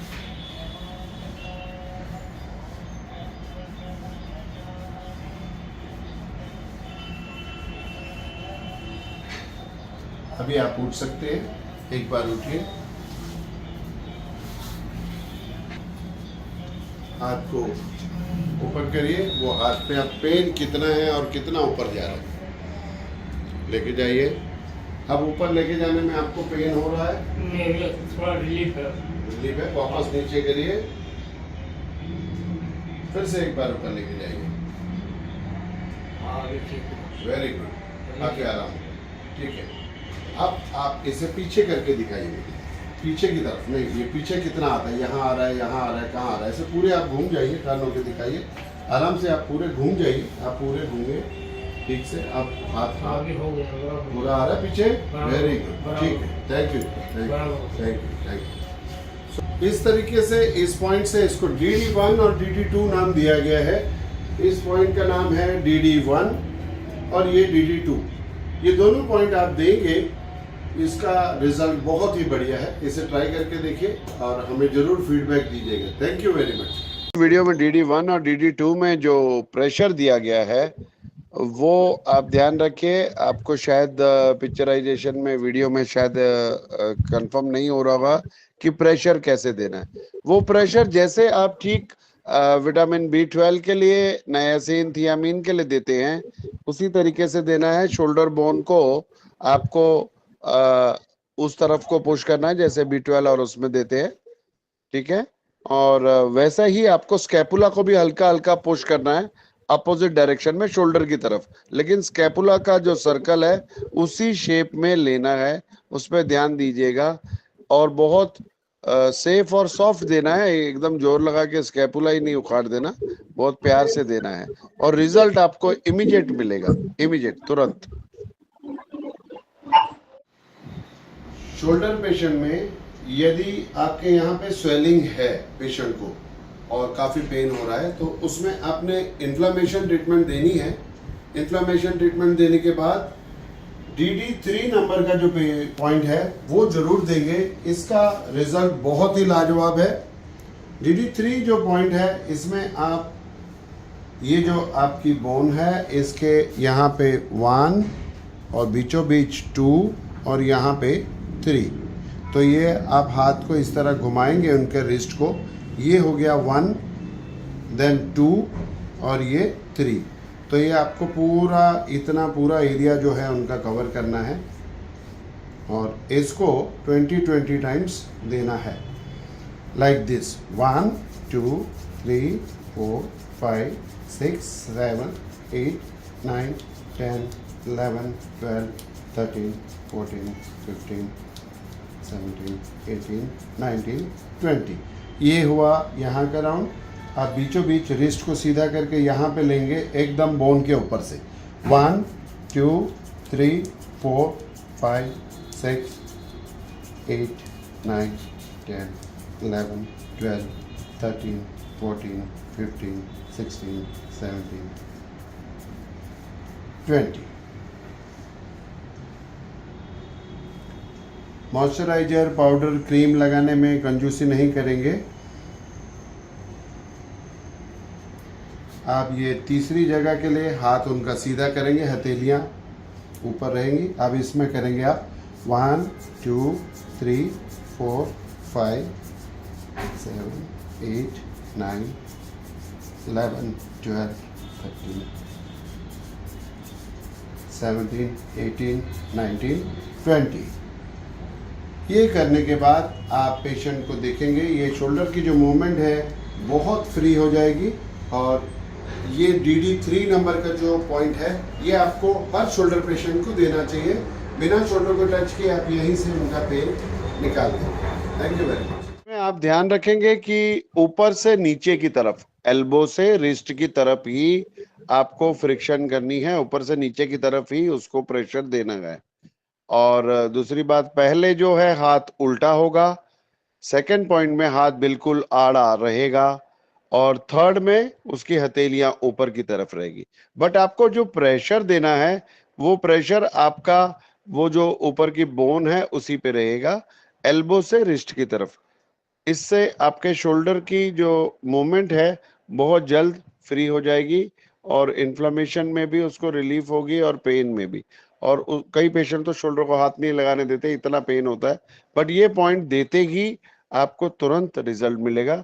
अपना फीडबैक आप इसी ग्रुप में देते रहेंगे और मैं कोशिश करूंगा कि आपको ऐसे और वीडियोस दूं, लेकिन मैंने अपनी पूरी कोशिश की है कि आपको शोल्डर पे पॉइंट कैसे दिया जाए।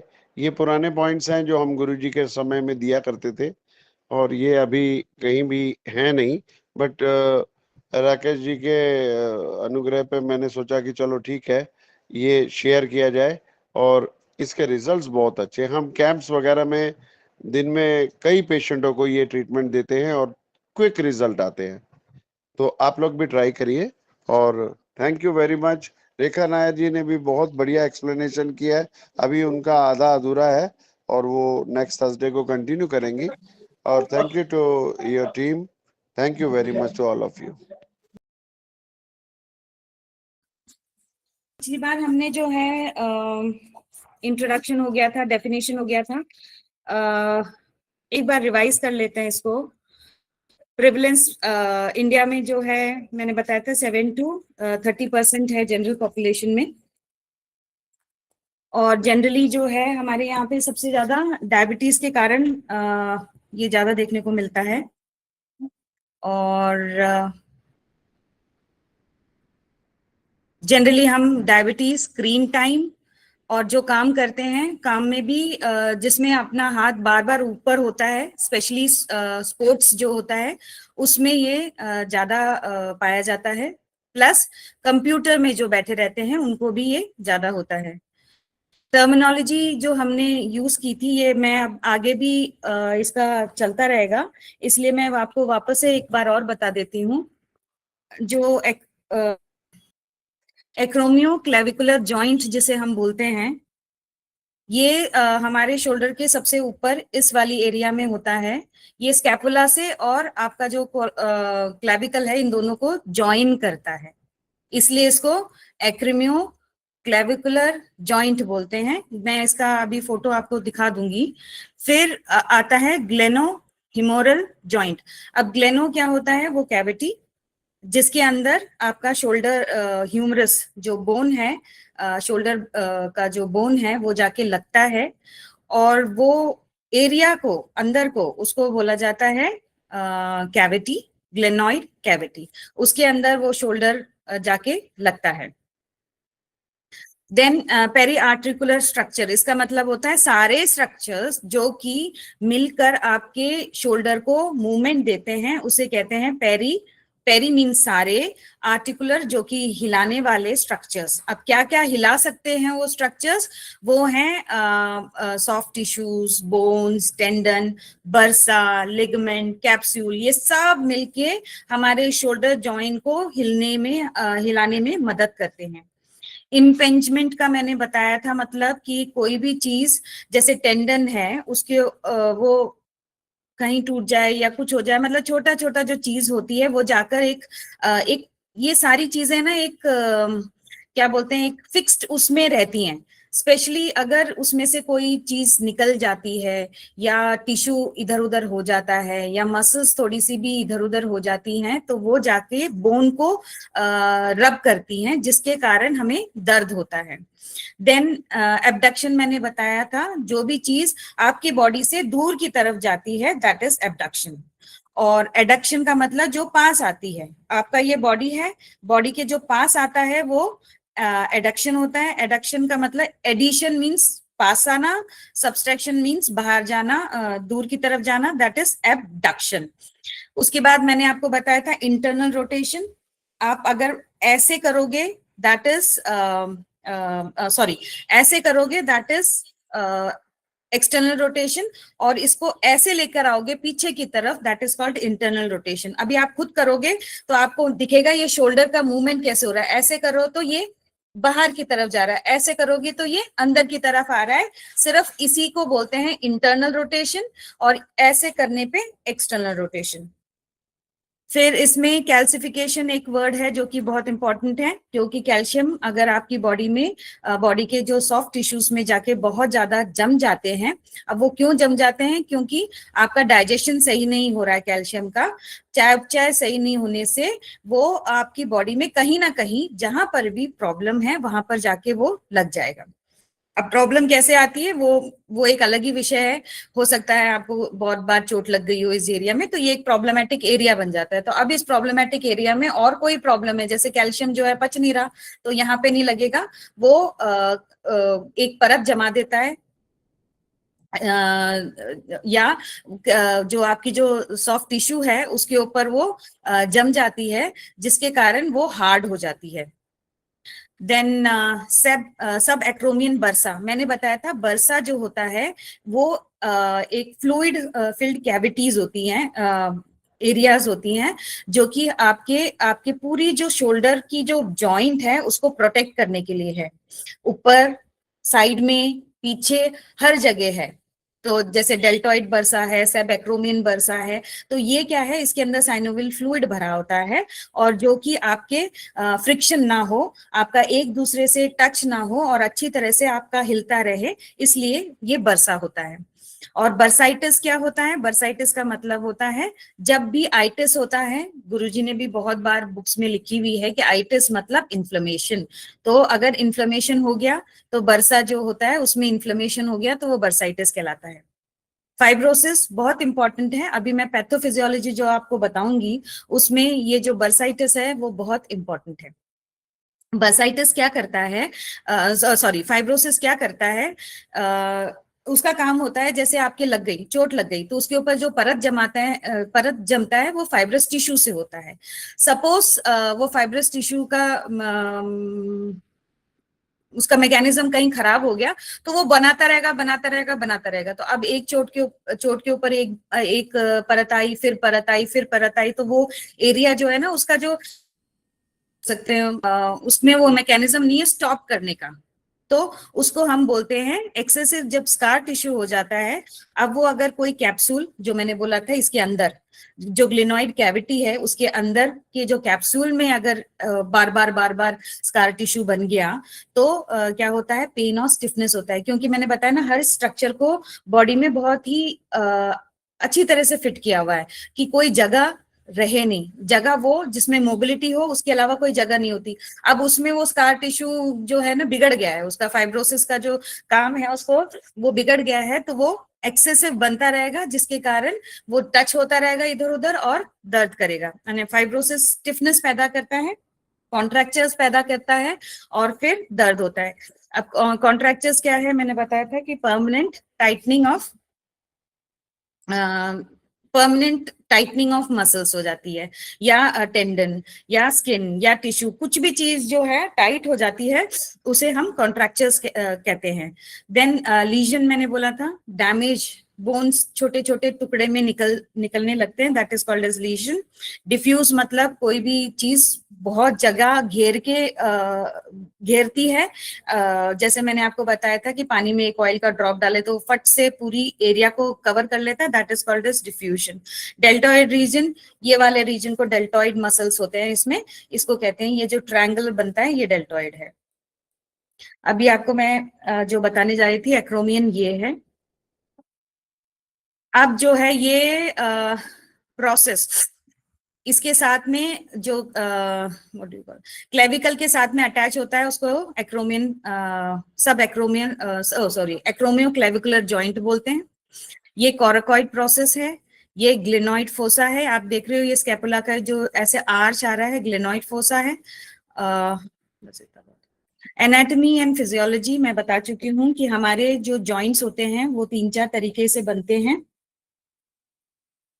3-4 जॉइंट, बहुत सारे टाइप के जॉइंट्स होते हैं, उसमें से जो साइनोवियल जॉइंट होता है जिसे कहा जाता है बॉल एंड सॉकेट जॉइंट, हमारा ग्लिनोहुमेरल जॉइंट है, जो कि आप बोल सकते हो शोल्डर जॉइंट, तो हम ग्लिनोहुमेरल जॉइंट बोलते हैं।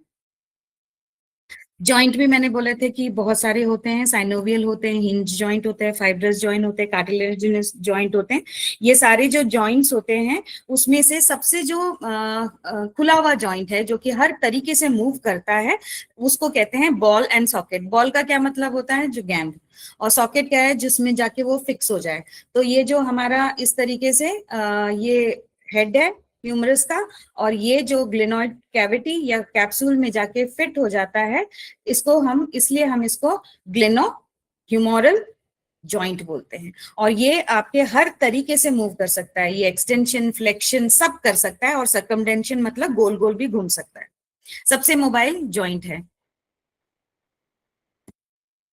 इसमें क्या क्या एनाटॉमिकल स्ट्रक्चर्स होते हैं, बोन्स, जॉइंट्स। बोन्स में हम तीन मेन हैं। एक तो जो हमारा जॉइंट है जिसे हम ह्यूमरस जॉइंट बोलते हैं, ऊपर का जो शोल्डर जॉइंट बोलते हैं जिसे स्कैपुला, जो हमारे पीछे है, और क्लेविकल बोन जो कि हमारे यहाँ से शोल्डर से आके यहाँ तक नेक के यहाँ तक आती है, वो फिर जाके उससे जुड़ जाती है हमारे स्टर्नम से। देन जॉइंट्स में जो मेन इंपॉर्टेंट है वो है ग्लिनोहिमोरल, जिसे हम शोल्डर जॉइंट बोलते हैं, एक्रोमियो क्लेविकुलर जॉइंट, देन ग्लिनोइड लेब्रियम, ये मैं अभी आपको आगे दिखा दूंगी। रोटेटर कफ मसल्स, ये बहुत इंपॉर्टेंट है क्योंकि इसके अंदर भी सुप्रास्पाइनेटस टेयर हो सकता है। अगर इसमें चोट लग गई है और कट गया तो आपको दर्द हो सकता है। टेंडन अगर टूट गया, मतलब में चोट आ गई, तो सुप्रास्पाइनेटिस टेंडनाइटिस बोलते हैं उसको, इंफ्रास्पाइनेटिस टेंडनाइटिस बोलते हैं उसको। मतलब आइटिस मतलब उसमें इन्फ्लेमेशन हो गया। टीरिस माइनर भी अगर उसकी इंजरी हो गई तो सब स्कैपुलरिस, इन सब में इंजरी हो सकती है। इसलिए हमारे लिए रोटेटर कफ मसल बहुत इंपॉर्टेंट है। ये जो है हमारे पूरे शोल्डर को रोटेट करने में बहुत मदद देता है, इसलिए ये रोटेटर कफ मसल्स हमारा हमको जानना बहुत जरूरी है। दूसरा बर्स है, जनरली बर्साइटिस करके जो एक प्रॉब्लम होती है शोल्डर जॉइंट की, जिसके अंदर हमारे साइनोवियल फ्लूइड जो है वो इन्फ्लेम्ड हो जाता है। बर्सा इन्फ्लेम हो जाता है, साइनोवियल फ्लूइड कम हो जाता है, इससे कारण फ्रिक्शन होता है और हमारा हाथ स्टिफ होने लगता है। और लेगामेंट, अगर लेगामेंट में कोई चोट लगती है, कट हो जाता है तो तकलीफ देता है। अब यही है, ये देखिए एक्रोमियन प्रोसेस कहाँ से आ रहा है, स्कैपुला से, और ये है क्लेविकल, ये दोनों को जॉइंट करता है, इसलिए इसको एक्रोनो क्लेविकुलर जॉइंट बोलते हैं। और ग्लिनो हिमोरल जॉइंट क्यों बोलते हैं, ये जो ग्लिनोइड फोसा है या स्कैपुला का ये जो भाग देख रहे हैं, स्कैपुला में एक गोल सा भाग होता है, उसके अंदर हमारा ये ह्यूमरस का हेड जाके, सर जो जाकर फिक्स होता है, इसलिए हम इसको ग्लिनोहिमोरल जॉइंट बोलते हैं या शोल्डर जॉइंट बोलते हैं। अब ये जॉइंट जो है अगर आप देखोगे तो हमारा जो स्कैपुला का जो ये भाग है ना, इतना सा ही है, जबकि इसका हेड जो है इतना बड़ा है, इसलिए ये सबसे मोबाइल जॉइंट भी है और सबसे चोटीला भी है। मतलब इसमें जरा सा लग जाए, कर जाए तो इसमें चोट लगने की बहुत ज्यादा चांसेस है, क्योंकि इसका जो स्कैपुला का जो पार्ट है वो छोटा है और हेड जो ह्यूमर का है वो बहुत बड़ा है, इसलिए चोट लगने की क्षमता होती है, डिसलोकेशन हो जाता है, जरा सा लग जाए डिसलोकेट भी हो जाता है।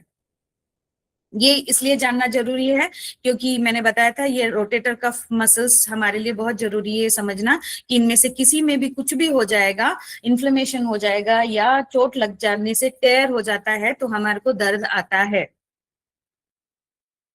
ये मैंने आपको लेब्रियम दिखाया है, इसमें ये जो टेयर मतलब ये फट गई है, फटने से इसका इसमें दर्द होगा। और हम ये सोचते हैं कि अच्छा ये भी फ्रोजन शोल्डर का ही है, तो नहीं है, तो इसमें इंजरी ट्रीटमेंट और ये सब देके इसको ठीक करना पड़ता है। हमारा जो जॉइंट है उसके अंदर एक ही चीज नहीं होती, उसमें लिगामेंट होता है, बर्सा होता है, उसमें मसल्स होते हैं, मेम्ब्रेन्स होते हैं, कार्टिलेज होता है, ये सब से बना हुआ एक चीज है ये। तो इसमें से अगर किसी भी चीज में कहीं पर भी प्रॉब्लम होती है तो वो तो दर्द आ सकता है। टाइप मैंने बता दिया कि बॉल एंड सॉकेट है, और बॉल एंड सॉकेट है इसलिए वो हर तरीके से घूम लेता है, घुमा सकते हैं हम आपको। उसमें मूवमेंट में आता है फ्लेक्शन, फ्लेक्शन का मतलब मैंने बोला था कि ऐसे ऐसे करना, एक्सटेंशन मतलब ये, एबडक्शन मतलब पास में सॉरी दूर जाता है, एडक्शन मतलब पास आता है। इंटरनल रोटेशन मैंने बोला था, ये वाला जो आप ऐसे देखिए, मैं ऐसे करके दिखा रही हूँ, ये है इंटरनल रोटेशन, ये है एक्सटर्नल रोटेशन, सर्कमडेंशन ये। तो ये सारी चीजें मूवमेंट है हमारे शोल्डर जॉइंट की। ब्लड सप्लाई जो होती है वो एक्सिलरी है, सबस्कैपुलरिस नर्व मोटर कंट्रोल और सेंसेशन प्रोवाइड करता है, और ब्लड जो है एक्सिलरी आर्टरी से और सब स्कैपुलर आर्टरी से आती है। ठीक है, अभी डेफिनेशन क्या है? Disorders affecting the acromioclavicular joint as well as glenohumeral joint and periarticular structures। तो शोल्डर जॉइंट का डेफिनेशन सिर्फ ये है कि कोई भी डिसऑर्डर जिसके जो कि अफेक्ट करता है हमारा ये एक्रोमियन और क्लेविकल के पैथोलॉजी को, या आपके ये ग्लिनोइड फोसा और ह्यूमरस के किसी चीज में, या ये टेंडन हो, मसल्स हो, या पेरियार्टिकुलर स्ट्रक्चर्स में टेंडन, मसल, कार्टिलेज सब आ जाते हैं, लेब्रियम वेब्रियम सब आ जाते हैं। इनमें से अगर किसी में कुछ प्रॉब्लम होती है तो हमारे शोल्डर में पेन आ सकता है। अब कौन कौन से तरीके के होते हैं वो मैं पिछली बार भी बताई थी, वापस बता रही हूँ। सुप्रास्पाइनेटस टेंडनाइटिस, तो अगेन सुप्रास्पाइनेटस क्या है? ये दिस इज अ मसल और this is a tendon also. तो इसमें से अगर टेंडन में कोई, अगर सुप्रास्पाइनेटस में मसल में टेयर हो गया तो दर्द आएगा। टेंडनाइटिस, टेंडन के अंदर इन्फ्लेमेशन हो गया तो भी हमारे को दर्द आएगा।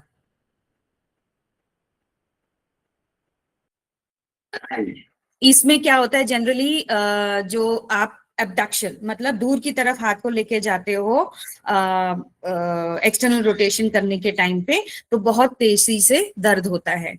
देन जनरली हमको कहाँ होती है? आपको greater trochanter, greater tuberosity of humour मैंने बताया था, जो ऊपर इधर का भाग है वो ग्रेटर ट्यूबरोसिटी है, ये लेसर ट्यूबरोसिटी है। तो अगर उसमें देखोगे कि कैल्सिफिकेशन हो गया, कैल्सिफिकेशन का मतलब कैल्शियम का डिपॉजिट हो गया, तो सुप्रास्पाइनेटस टेंडन में, तो वो कैल्सिफाइड हो गया मतलब मोटा हो गया, थिक हो गया, जिसके कारण मूवमेंट ठीक से नहीं होगी। Rupture of calcific tendon material, कोई भी जो कैल्सिफिकेशन हो चुका है वो अगर रप्चर मतलब टूट जाता है, ठीक है, तो इसमें क्या होता है कि रेंज ऑफ मोशन पूरा, कैसे भी जो हाथ हिलता है वो सब बंद हो जाता है, स्पेशली जो है एक्सटर्नल रोटेशन बिल्कुल ही बंद हो जाता है। देन बाइसेपिटल टेंडनाइटिस बोलते हैं। ये क्या होता है? ये अगर आप देखोगे तो हमारा ये जो शोल्डर वाला एरिया है, ये वाला एरिया, यहाँ से एक ना टेंडन जाता है, टेंडन जो है जाता है। इसमें क्या होता है कि अगर ये इन्फ्लेमेशन हो गया ये, और टेंडन का जो शीथ है उसमें इन्फ्लेमेशन हो जाता है, तो यहाँ से जैसे ही आप है ना हाथ को ऐसे फ्लेक्स करोगे एल्बो को, तो दर्द शुरू होता है। That is called as bicipital tendinitis. फिर इंफ्रास्पाइनेटिस टेंडनाइटिस, ये इंफ्रास्पाइनेटिस जो टेंडन है उसमें प्रॉब्लम होती है, तब आपको इन्फ्लेमेशन हो जाता है, तब आपका एक्सटर्नल और इंटरनल रोटेशन दोनों नहीं कर सकते हो। फिर लास्ट में जो है वो है शोल्डर हैंड सिंड्रोम। इसमें क्या होता है? बर्निंग पेन होता है। सबसे ज्यादा जो कैरेक्टरिस्टिक है ये शोल्डर हैंड सिंड्रोम, वो आप देखोगे कि पेन होगा हाथ में, भयंकर वाला पेन होगा, सब जगह पे पेन होगा, और हाथ नहीं उठता, शोल्डर रिस्ट्रिक्ट होता है, मतलब शोल्डर का जो मूवमेंट का रिस्ट्रिक्शन रहेगा। और जनरली जो होता है ये हम ये मानते हैं RSD करके, रिफ्लेक्स सिंपैथेटिक डिस्ट्रॉफी बोलते हैं जिसको, जो आजकल के उसमें इसको हम बोलते हैं कॉम्प्लेक्स रीजनल पेन सिंड्रोम। जो टाइप 1 अगर है तो कोई सी भी छोटी सी माइनर इंजरी हुई, सपोज फ्रैक्चर ही क्यों ना हुआ, छोटा सा सर्जरी हुई है, या बिना सर्जरी के भी, बिना मतलब कोई क्लियर कट नहीं है कि कहीं लगा है, कुछ भी है, लेकिन इंसान को पेन रहता है, पेशेंट को पेन रहता है, और जितना पेन होना चाहिए उससे डबल ट्रिपल पेन बताते हैं। तो ये एक तरीके का प्रॉब्लम है जिसे कहते हैं रिफ्लेक्स सिंपैथेटिक डिस्ट्रोफी। देन कभी कभी हो सकता है एपिलेप्सी के कारण भी आपको हैंड शोल्डर हैंड सिंड्रोम हो, या बार्बिचुरेट ज्यादा लेने से, एक ये नींद की गोलियां जो होती हैं वो अगर ज्यादा लेने से भी होता है। ट्यूबरक्लोसिस के अगर ड्रग में है तो ये हो सकता है। और कभी कभी कई लोगों में देखा गया है कि उसको क्या बोल सकते हैं, मेलिग्नर बोलते हैं जिसे, जो काम नहीं करना चाहता, उसको भी जरा सा दर्द होगा लेकिन उसको बढ़ा चढ़ा के ट्रिपल टाइम्स में बताएंगे। तो जनरली वो थोड़ा सा साइकोलॉजिकल प्रॉब्लम है। रिस्क फैक्टर्स क्या है मैंने फर्स्ट बताया हुआ है, ये भी मैं कर चुकी हूँ कि इडियोपैथिक मतलब हमको पता नहीं है क्या कॉज है, अभी तक कॉज का पता नहीं चला है। ज्यादातर 40 to 65 ईयर्स में होता है, फीमेल्स को ज्यादा होता है। सेकेंडरी क्या कॉज हो सकता है, आपको कोई बीमारी है जिसमें आता है मेटाबॉलिक डिसऑर्डर, डायबिटीज, हाइपोथायरॉयडिज्म या हाइपरथायरॉयडिज्म, या पोस्ट ट्रोमेटिक कहीं पे लग गई उसके बाद, या सर्जरी के बाद बहुत देर तक आपका हाथ एक जगह पे रहा, या फ्रैक्चर होने पे हाथ में कास्ट लगा इसके कारण, सर्वाइकल स्पॉन्डिलोसिस के कारण होता है, या रेडिकुलोपैथी, सर्वाइकल रेडिकुलोपैथी करके होता है उसके कारण है, या कोई रोटेटर कफ जिससे कि रोटेशन होता है हमारे हाथ का उसमें कोई प्रॉब्लम आ गई हो, या कोई ऑटो इम्यून कंडीशन है जिसके कारण आपकी बॉडी ही आपके खिलाफ काम करने, आपका इम्यून सिस्टम आपके खिलाफ काम करता है, इसके कारण कोई ड्रग्स लिया है उसका साइड इफेक्ट, कोई भी प्रॉब्लम जो कि आपके डायफ्राम से ऊपर की तरफ, पेट की जो भी प्रॉब्लम है जो डायफ्राम से ऊपर की तरफ तकलीफ देती है। जनरली आप अगर पूछोगे ऐसे पेशेंट को तो वो बोलेंगे कि हमारे को है ना खट्टी डकारें आती हैं या एसिडिक हो जाता है, मैं बहुत ज्यादा एसिडिटी का प्रॉब्लम है, और खूब सारा वो इनो और ये सारी चीजें ले चुके होंगे। Then IHD ischaemic heart disease वाले पेशेंट्स में ये ज्यादा पाया गया है। देन सिम्टम्स, क्लिनिकल फीचर्स हम बोलते हैं, क्लिनिकल फीचर्स दो तरीके से हम देखते हैं, साइंस और सिम्टम्स। सिम्टम्स क्या होते हैं जो कि इंसान आपको बताएगा कि मुझे ये प्रॉब्लम है। साइंस क्या है, हम देखते हैं जो ऑब्जेक्टिव है।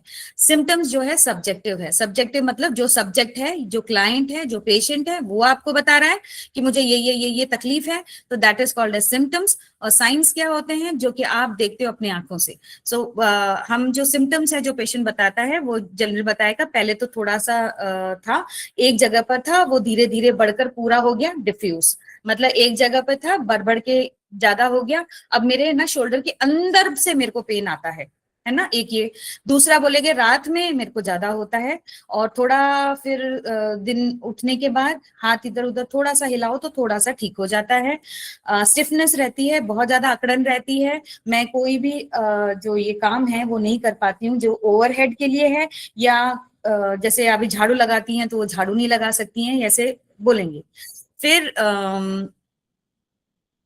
हाँ, मैंने ये बता दिया कि ओवरहेड एक्टिविटी, जैसे आपने कंघा करना हो, पीछे आपको अगर खुजली करनी हो, या लेडीज में जनरली ये प्रॉब्लम आप पूछोगे तो कि वो ब्रा का हुक नहीं लगा सकती हैं, तो इसका मतलब आप समझ लीजिएगा कि उसको ये प्रॉब्लम है शोल्डर के हैंड का।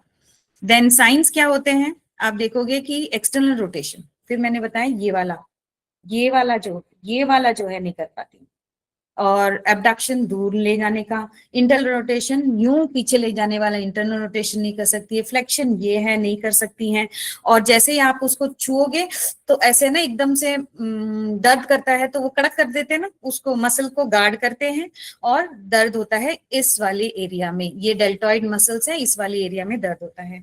और एक्सरे कराएंगे तो उसमें कुछ भी नहीं मिलेगा, ज्यादा से ज्यादा आपको जो आपका डॉक्टर है वो बोलेगा कि हड्डी के ऊपर हड्डी चढ़ गई है करके। अब स्टेजेस ऑफ एडिसिव कैप्सुलाइटिस क्या है, फर्स्ट इज एडिसिव कैप्सुलाइटिस के बारे में ही मैं क्यों बता रही हूँ, क्योंकि टेयर है वो अलग चीज है, उसको भी आप अलग उसमें देखेंगे। एडिसिव कैप्सुलाइटिस सबसे ट्रिकीएस्ट है, जिसको हील करने में टाइम लगता है।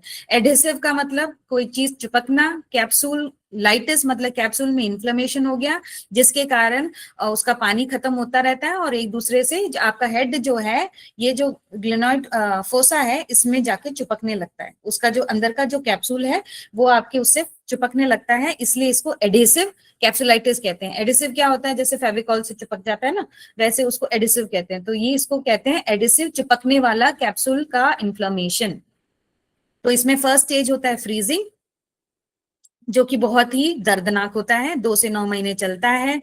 रात में ज्यादा होता है दर्द, स्टिफनेस, अकड़न बहुत ज्यादा होती है और धीरे धीरे वो हाथों को चलाना मुश्किल होता है। सेकेंड है frozen stage, freezing stage, frozen stage. अभी आप एक पानी को फ्रीजर में रखते हैं तो जो थोड़ी देर तक वो पानी ही रहता है, धीरे धीरे होता है, उसको हम फ्रीजिंग स्टेज कहते हैं। उसके बाद फ्रोजन मतलब वो आइस क्यूब बन चुका है, तो उसको कहते हैं स्टिफ फेस, मतलब बहुत अकड़न रहती है, 4 से 12 महीने रहता है। पेन तो कम हो जाता है लेकिन अकड़न रहती है। ये इसका जो मूवमेंट है वो भी रिड्यूस हो जाता है। थॉइंग फेस, अब हमने उसको फ्रीजर से उस आइस को लेके बाहर रखा तो धीरे धीरे वो वापस पानी बन रहा है, तो that means is recovery stage. थॉइंग face मतलब कोई भी चीज फ्रीजर से लेके बाहर रखते हैं तो वो अपने नॉर्मल टेम्परेचर में आती है, उसको थॉ बोलते हैं।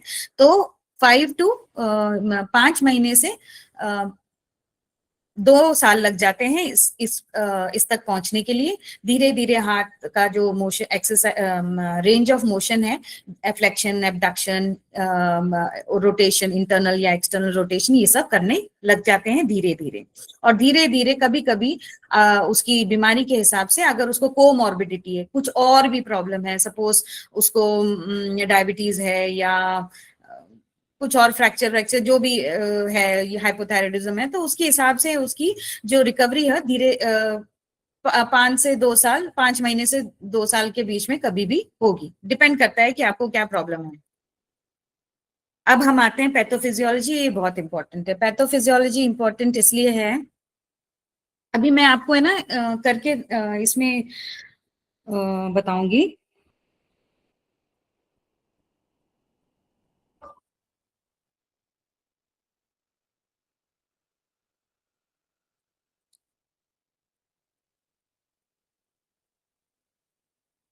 आपको दिख रहा है ये स्क्रीन इज स्टिल विजिबल?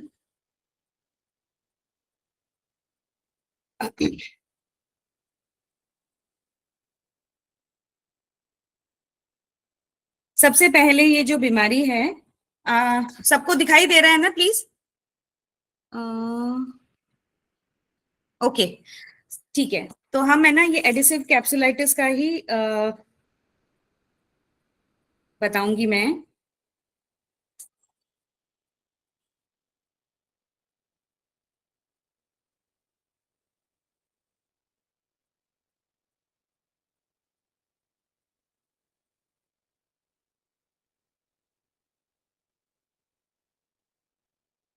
इसमें सबसे पहले क्या होता है, सबसे पहले इस बीमारी का दूसरा नाम है फाइब्रोप्रोलिफरेटिव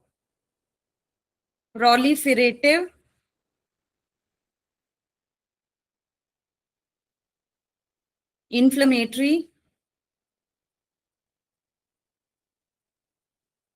डिसऑर्डर ऑफ ग्लेनो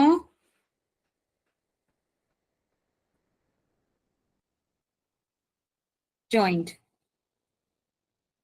इसीलिए ये वाला जो वर्ड है ना, ग्लेनोहुमेरल जॉइंट, बहुत इंपॉर्टेंट है इसमें। फाइब्रो का क्या मतलब है? अभी फाइब्रो का इसमें मतलब है फाइब्रोसिस। फाइब्रोसिस क्या होता है? ये नॉर्मल प्रक्रिया है हमारी बॉडी की, कि हम जो है हम स्कार टिश्यू बनाने की, कहीं पर भी लग जाती है तो चमड़ी अगर उधड़ जाती है तो उसके ऊपर एक चमड़ी तक बन जाती है और उसके ऊपर काला काला एक हो जाता है। जब भी पैथोफिजियोलॉजी का मतलब है कि क्यों हुआ ये, क्योंकि कोई एबनॉर्मलिटी आ गई है बॉडी में। तो फाइब्रोसिस मतलब एक्स्ट्रा स्कार टिश्यू बनने लग जाएंगे, खूब सारे स्कार टिश्यू बनने लग जाते हैं। तो क्या होता है, सबसे पहले इन्फ्लेमेशन होता है, इन्फ्लेमेशन के कारण फाइब्रोसिस होता है। फाइब्रोसिस मतलब बहुत सारा एक के ऊपर एक के ऊपर एक चमड़ी जमने लग जाती है, या बहुत सारी, वो उसका काम एक बार बना के छोड़ना होता है, लेकिन वो करता ही रहता है करता ही रहता है, उसको हम स्कार टिश्यू कहते हैं। अब फाइब्रोसिस होने के बाद नेक्स्ट स्टेज होता है कॉन्ट्रैक्चर, जो ये मैं आपको ये भी बता चुकी हूँ कॉन्ट्रैक्चर्स क्या होते हैं करके। कॉन्ट्रैक्चर्स का मतलब होता है टाइटनिंग ऑफ द मसल्स, जो भी जैसे टेंडन है, कैप्सूल है, कैप्सूल के ऊपर वो थिक हो जाएगा, थिक हो जाएगा तो क्या होगा, उसकी मोबिलिटी जो पहले जैसे होनी थी वैसे नहीं होगी, जिसके कारण क्या होता है, लॉस ऑफ वॉल्यूम। अब किसका लॉस ऑफ वॉल्यूम होगा, जो फ्लूइड हमारे बरसा साइनोवियल फ्लूइड होता है उसका लॉस होने लगेगा, जो कि 20 to 30 ml होता है, जो 5 to 10 ml हो जाएगा। उसके बाद होगा सीवियर स्टिफनेस स्टार्ट होती है, सीवियर स्टिफनेस। ये पैथोलॉजी है एडिसिव कैप्सुलाइटिस की। अब इन्फ्लेमेशन क्यों हो रहा है, सबसे पहले इन्फ्लेमेशन इसलिए हो रहा है, इसलिए होता है कि हो सकता है कि कहीं चोट है, माइक्रो ट्रॉमा, पहला माइक्रो ट्रॉमा।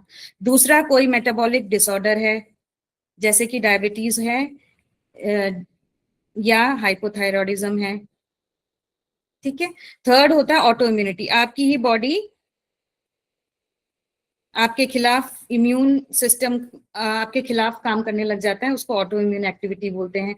देन प्रोलॉन्ग्ड मतलब बहुत ज्यादा आप हाथ को इमोबिलाइज करके रखे हो या उसके काम नहीं ले रहे हो, या तो आपके फ्रैक्चर हो गया, कास्ट लग रहा है तो, या तो आप पैरालिसिस हो गया या कुछ हो गया जो कि थोड़े दिन के लिए था, जैसे 2-3-4 महीने आपको पैरालिस्टिक जैसा हो गया, तो भी प्रोलॉन्ग्ड इमोबिलाइजेशन का मतलब आपका हाथ पांव, आपका हाथ बिल्कुल काम नहीं कर रहे थे या आपने बांध के रखा था, इम्यूलाइजेशन। देन होता है इडियोपैथिक, इडियोपैथिक का मतलब होता है कि जो कॉज हमको पता नहीं है उसको हम सब इडियोपैथिक में डाल देते हैं। तो ये जो हैं ये सारे रीजन हैं इन्फ्लेमेशन होने के बाद। अब इन्फ्लेमेशन जैसे ही होता है, हमारी बॉडी जो होती है ना, इम्यून सिस्टम को एक्टिवेट करती है। जैसे इन्फ्लेमेशन होता है इम्यून सिस्टम एक्टिवेट होता है, जिसके कारण जैसे आचार्य जी ने बोला था मैक्रोफेजेस क्या होता है, मैक्रोफेजेस होता है आपके खाना, जो भी चीज नहीं चाहिए उसको आपके सेल्स खा जाती है, तो मैक्रोफेजेस और लिम्फोसाइट्स इन सब चीजों को लाती है, जिससे कि आपके जो इन्फ्लेमेशन है उसको खत्म करे। और एक चीज रिलीज करती है, उसको कहते हैं साइटोकाइनेस। ये साइटोकाइनेस बहुत तरीके के हैं, इसको आप एक राक्षस के जैसे यूज करिए। राक्षस है, उसके खूब सारे अस्त्र हैं, ये अच्छा भी है बुरा भी है। जब ये बुरा हो जाता है साइटोकाइनेस, तो ये राक्षस बन जाता है। इसका मैं एक वो दे सकती हूँ कि आग जब तक सौम्य है तब तक वो कुकिंग करेगी, हमको गर्मी देगी, सब कुछ है। लेकिन जैसे ही वो उसका विकराल रूप ले लेती है तो वो आपको जला भी सकती है। तो साइटोकाइनेस भी होते हैं बहुत सारे, जैसे इसमें मैंने लिखा है TNF है, ट्यूमर नेक्रोसिंग फैक्टर अल्फा, फिर इंटरल्यूकिन 1 भी है, 6 भी है, इस तरीके से बहुत सारे हैं, इतना डीप में मैं नहीं जाऊंगी। बट ये जो होते हैं ना, इनका मेन काम क्या होता है, अब ये इनका मेन काम है कि जो इन्फ्लेमेशन है उसको बनाए रखें, खत्म ही ना करें, करते रहे। फाइब्रोब्लास्ट खूब सारा बनाएंगे, फाइब्रोसिस मतलब वो स्कार टिश्यू को खूब सारा इतना बना देंगे कि उसको कहाँ से निकालेगी बॉडी, निकाल नहीं पाएगी। उसके बाद क्या है, कोलाजन बनाती रहेगी, खूब सारे कोलाजन का प्रोडक्शन करती है, जिसके कारण जो आपकी जो बॉडी में वो जो कैप्सूल के जो जॉइंट है उसमें जाके चिपक जाती है और उसको एकदम कड़क कर देती है। तो ये जाके डिपॉजिट हो जाएगी, जिसके कारण क्या होता है, हमारा ठीक हो जाता है कोरोको फ्यूमरल लिगामेंट। ये एक लिगामेंट है जो कि बिल्कुल थिक हो जाती है, तो ये थिक होती है और कैप्सूल से रगड़ती है, तो आपका जो मूवमेंट होता है वो बिल्कुल ही कम हो जाता है। उसके बाद इसका एक काम होता है कि जैसे कैप्सूल का फाइब्रोसिस कर दिया उसने, उसके बाद लॉस ऑफ साइनोवियल फ्लूइड, जो फ्लूइड जो जितना चाहिए होता है, साइनोवियल फ्लूइड आपको पता ही है कि वो 90% तो पानी होता है, बाकी जो होता है उसके अंदर हाइलुरोनिक एसिड है, ल्यूब्रिकेंट करके एक फ्लूइड है, उसमें कैल्शियम, फास्फोरस, सारे तरीके के मिनरल्स और इलेक्ट्रोलाइट से बना हुआ होता है साइनोल फ्लूइड। वो धीरे धीरे जो होता है, अगर 50 से 30 होता है तो वो 5 से 10 हो जाएगा। तो इतने कम में वो कैसे उसको मॉइस्ट रखेगा और कैसे वो चलेगा, इससे और थिकनेस आ जाती है जिसके कारण अकड़न शुरू होती है। तो ये है pathophysiology of adhesive capsulitis.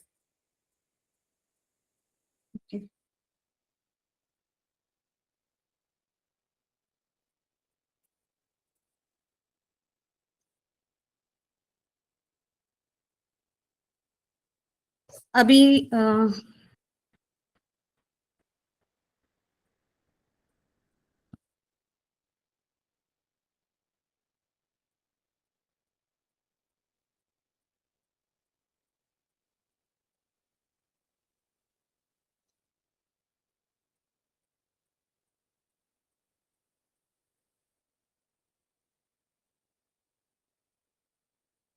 1 minute है ना, मुझे थोड़ा सा टाइम दीजिए वापस से उसको करने के लिए।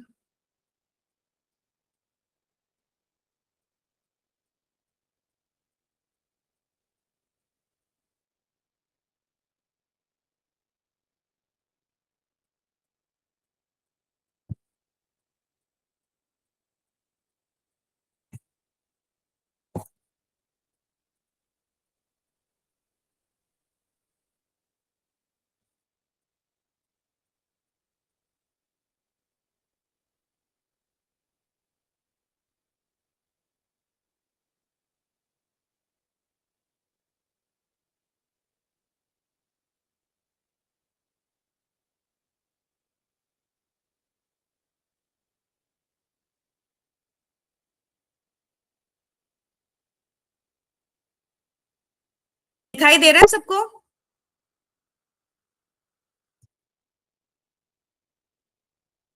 ओके।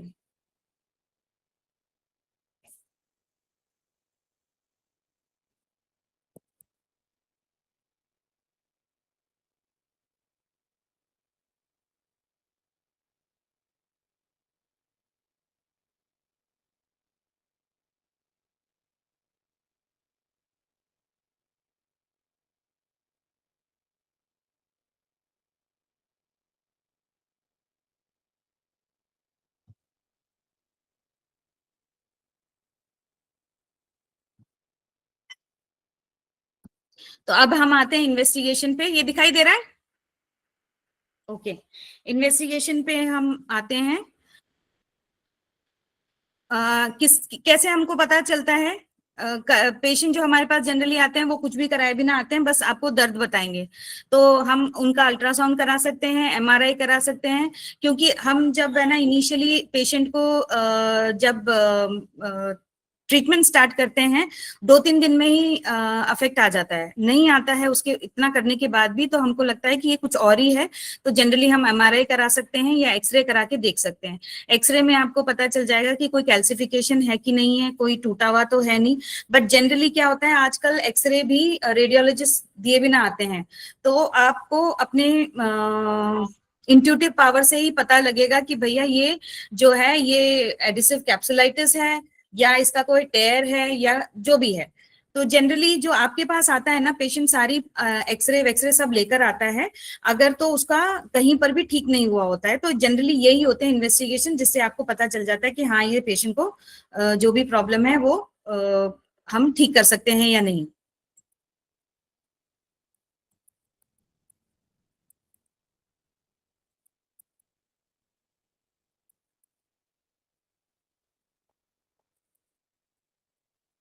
अभी कॉमन हम न्यूरोथेरेपी का ट्रीटमेंट फॉर्मूला, अब ये डिपेंड करता है। देखिए हम फॉर्मूलाज तो आपको बता सकते हैं, लेकिन आप पहले ये देखिए, जांचिए कि क्या प्रॉब्लम है। हर किसी में इन्फ्लेमेशन होगा, क्योंकि ये इन्फ्लेमेशन की बीमारी है जनरली सारी। तो हम इन्फ्लेमेशन ट्रीटमेंट तो 100% देते ही हैं। अगर पेशेंट को सर्वाइकल प्रॉब्लम रेडिकुलोपैथी के कारण आया है, सर्वाइकल की प्रॉब्लम से आ रहा है, तो हम क्या करेंगे, जो सर्वाइकल के जितने भी ट्रीटमेंट होते हैं जनरली उसको भी हम साथ में ऐड करते हैं, specially for medulla clockwise, T1 T2 Raman. फिर हम देते हैं नेकलेस। ये नेकलेस बहुत इंपॉर्टेंट है क्योंकि ये भी मर्म से गुरुजी का लिया हुआ लगता है मुझे। जो ये जो दो यहाँ पे प्रेस करते हैं तो वो भी एक मर्म है जिसको हम प्रेस करते हैं, जिसमें नेकलेस में वही प्रेस होता है। देन सबक्लेवियन देना है, दे सकते हैं अगर है प्रॉब्लम तो। देन 11 मेडुला लेफ्ट या राइट या दोनों इंटू 6 ट्रीटमेंट। अगर पेशेंट हार्ट प्रॉब्लम से आया है तो उसको हार्ट के ट्रीटमेंट, कार्डियक ट्रीटमेंट देते हैं। डायबिटीज से आया है तो आप उसको 20 TF left ovary, 6 NNS left ovary, 1 point left ovary into 3 या 6 ट्रीटमेंट के साथ स्टार्ट कर सकते हैं। अगर आपको लगता है कि ये काफी दिनों से प्रॉब्लम में है तो हम नेचुरल स्टेरॉइड भी दे सकते हैं। जनरली मैंने ये यूज किया हुआ है, इससे काफी अच्छा रिजल्ट आता है। देन अगर डिप्रेशन है, क्रॉनिक पेन सिंड्रोम से आया है तो आपको सेरोटोनिन ट्रीटमेंट फॉर्मूला भी दे देना चाहिए। जनरली जो आपके पास ये पेशेंट आते हैं जॉइंट के, मैंने जितने भी पेशेंटों को देखा है, ये जनरली इन लोगों का क्या होता है ना कि डिप्रेशन में चले जाते हैं। मतलब दर्द है, आप कब ठीक होगा, और आप जब उनसे बात करते हो तो आपको समझ में आ जाता है कि ये पेशेंट जो है ज्यादा एंजाइटी और स्ट्रेस में है। तो अगर आप 8 मेडुला दे देते हो ना तो उसकी वो एंजाइटी और वो थोड़ी कम होने लगती है। नहीं तो आप है ना कितने भी दिन में ट्रीटमेंट करो ना तो उसको लगता ही नहीं कि वो ठीक हो रहा है। लेकिन जैसे ही आप है ना वो सेरोटोनिन ट्रीटमेंट दे दो या कुछ ऐसा ट्रीटमेंट जिससे कि उसका एंजाइटी और स्ट्रेस रिलीव हो जाए तो रिजल्ट भी आपका अच्छा आएगा। अगर कैल्सिफिकेशन के साथ आया है, वो बोलता है कि स्पर है, मेरे को बताया है कि मेरे हड्डी पे हड्डी चढ़ गई है एक्सरे में, तो आप उसको कैल्सिफिकेशन का ट्रीटमेंट भी दे सकते हैं। 4 para 7 live 8 chest only 10 ADR। अगर सर्कुलेशन ठीक नहीं है तो वहां पे सर्कुलेशन के लिए आप मल्टी हेपेरिन पेशेंट की कंडीशन के हिसाब से दे सकते हैं। अगर वो मेनोपॉजल टाइम पे आई है, जनरली आप देखोगे 40 to 50 या 60 के एरिया में के एज में ही ये लेडीज आपके पास आती हैं। जनरली जो है आधे से ज्यादा इरिटेटेड होती हैं। नहीं, मैं ये हर किसी का होता है, ये मैं भी खुद भी उस एज में हूँ, पर होता है ये नॉर्मल मेनोपॉजल है। आप है ना बाद में ये मैं पूरा खत्म कर दूं उसके बाद आप क्वेश्चन पूछेगा। तो जो मेनोपॉजल जो उसमें होते हैं जनरली उनको भी ये तकलीफ ज्यादा होती है। तो आप हॉट फ्लैश या मेनोपॉज के लिए 6 राइट ओवरी लेफ्ट ओवरी 2 पेट 8 चेस्ट ओनली 20 राउंड एरो दे दोगे तो ये मैंने बहुतों में पाया है कि वो थोड़ा सा ठीक महसूस करते हैं। इंजरी है तो इंजरी ट्रीटमेंट फॉर्मूला दीजिए। दूसरा जो है ये बुकलेट हरिओम जाटव जी ने बनाई थी न्यूरोथेरेपी पे, उसमें से मेरी ली हुई है। ये आपके पास हर किसी के पास होगा। ये पूरा ब्लाइंडली नहीं फॉलो कर सकते हैं हम। इसमें से आपको जो इम्पोर्टेंट आपके पेशेंट का लगता है, ये मैंने बस एक बना के रखा है, आप इसमें से जो आपको लगता है अच्छा है वो आप दे सकते हैं। तो जनरली इन सब चीजों से, और पिछली बार आपने देखा था जो शोल्डर जॉइंट के लिए दीदार सर ने आपको वीडियो बना के दी थी, उससे भी काफी अच्छा रिजल्ट आ जाता है। मतलब आपको इतना भी मेहनत करने की जरूरत नहीं पड़ेगी, वो ठीक हो जाएगा। क्योंकि जनरली जो होता है ना, आपके पास फर्स्ट डे तो कोई पेशेंट नहीं आएगा कि मेरे हाथ में दर्द हो रहा है करके। वो हर जगह पे गया होगा, फिजियोथेरेपी गया होगा, सब जगह गया होगा, फिर वो आपके पास आता है। तो जनरली वो क्रॉनिक हो चुका होता है। तो आप है ना वो जो शोल्डर का दीदार सर ने बताया थे वीडियो, वो करोगे तो उससे काफी अच्छा रिजल्ट आएगा आपको। अब मैं आपको मर्म चिकित्सा के बारे में बताने जा रही हूँ। मर्म चिकित्सा जो होती है 107 पॉइंट्स होते हैं हमारे, वाइटल एनर्जी पॉइंट बोलते हैं। ऊर्जा के केंद्र हमारी बॉडी के अंदर हैं। पूरा सारा मैं नहीं बता रही हूँ, सिर्फ इतना बता रही हूँ कि ये 5 टाइप के होते हैं। एक होते हैं साध्य प्राणहारा, मतलब इंस्टेंट डेथ कॉजिंग। आपने उधर मारा, क्योंकि जो मर्म है उसके बारे में अगर मैं थोड़ा सा टाइम है तो मैं थोड़ा सा आपको बता देती हूँ कि ये मर्म जो होता है जनरली केरला की एक ट्रेडिशनल मरमानी चिकित्सा या वर्माणी चिकित्सा करके आई थी। ये कलरी पाइट करके एक मार्शल आर्ट है केरला का। तो जब परशुराम भगवान ने सारे क्षत्रियों को मार दिया था, तो वो जब साउथ की तरफ गए थे, तो उन्होंने जो वहां के जो सबसे हायर कास्ट था नायर कास्ट, तो उनको है ना 2 भागों में बांटा। एक को तो क्योंकि सारे तो क्षत्रियों को तो मार दिया उन्होंने, तो क्षत्रिय फाइटिंग के लिए चाहिए, तो उन्होंने उनको 2 कास्ट में बांटा। एक जिनको उन्होंने मर्म कलाई सॉरी ये मार्शल आर्ट सिखाया कलरी फाइट, और उसको उसमें जो दर्द या उससे जो प्रॉब्लम आती है उसके लिए उनको चिकित्सा भी सिखाई, मरमानी चिकित्सा, जो अब मर्म चिकित्सा या मर्म के रूप में जाना जाता है। तो इस तरीके से आई है। तो ये ट्रेडिशनल मार्शल आर्ट है। इसी से एक्यूप्रेशर, एक्यूपंक्चर, ये सब चाइनीज जब ट्रेवलर्स इंडिया आए थे उन्होंने ये सब लेके गए, और अब वो तो पता नहीं कहाँ पहुंच गए हैं, हमारी चिकित्सा किसी को पता ही नहीं है। तो ये जो है जनरली इससे मार भी सकते हैं। तो जो मर्म पॉइंट पे चोट आ जाए तो इंसान की डेथ भी हो सकती है, और इंस्टेंट डेथ भी हो सकती है। तो ये भगवान ने 2 तरीके से सिखाए थे कि उससे किसको मारा भी जा सकता है, उससे इंसान को ठीक भी किया जा सकता है। तो ये जो है वो है साध्य प्राणाहारा, मीन्स इंस्टेंट डेथ पॉसिंग, उसी टाइम मर जाएगा। कालांतरा प्राणहारा मतलब लॉन्ग टर्म डिजीज कॉसिंग, काफी टाइम तक इसका जो डिजीज है वो रहेगा। फिर विशाल यज्ञ मीन्स अगर उसको कहीं लग गई उसमें चोट तो वो खतरनाक हो सकता है, उसकी डेथ भी हो सकती है। फिर वायल्यकार्य का डिसेबिलिटी कॉसिंग मतलब वैकाल्यकारा मीन्स डिसेबिलिटी हो सकती है, पैरालिसिस हो सकता है। अगर उसके मर्म में चोट आ गई तो पैरालिसिस हो जाएगा, पांव या हाथ काम नहीं करेगा। ये रुजकारा मीन्स पेन, मतलब दर्द रहेगा उसको। तो ये इस तरीके से इसको बांटा गया है। ये जो मर्म होते हैं मैंने पहले भी बताया था, ये मांस में होता है, वेसल्स आर्टरीज या वेन्स में होता है, जॉइंट्स में भी होता है, बोन्स में होता है, लिगामेंट में होता है, कार्टिलेज में, सब में ये पाए जाते हैं। अभी मैं सिर्फ आपको 2 वीडियो दूंगी, इसके बाद में वो आप देखिएगा। जो सिर्फ शोल्डर जॉइंट का ही मैंने बताया है, उसमें 2 करेक्शन है, गलती से हो गया था जो मेरा। एक तो मैं उर्वी जो पॉइंट होता है, उर्वी को ही बोलते हैं भाई, मैंने अनी लिख दिया, अनी में लिख दिया था, और उर्वी को उवी लिखा हुआ है। ये 2 चीजें आप देख लीजिएगा। मर्म पॉइंट जो होता है, एक होता है शिप्रा।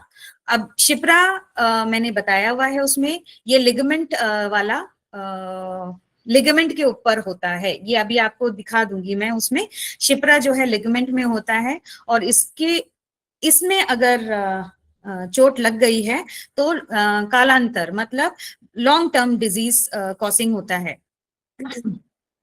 और उसके बाद कूर्चा, 2 मर्म पॉइंट होते हैं, ये भी लिगामेंट वाला मर्म है, और ये वैकल्य कार्य का है, डिसेबिलिटी कॉसिंग। इससे डिसेबिलिटी हो सकती है अगर इस मर्म में चोट लग गई तो।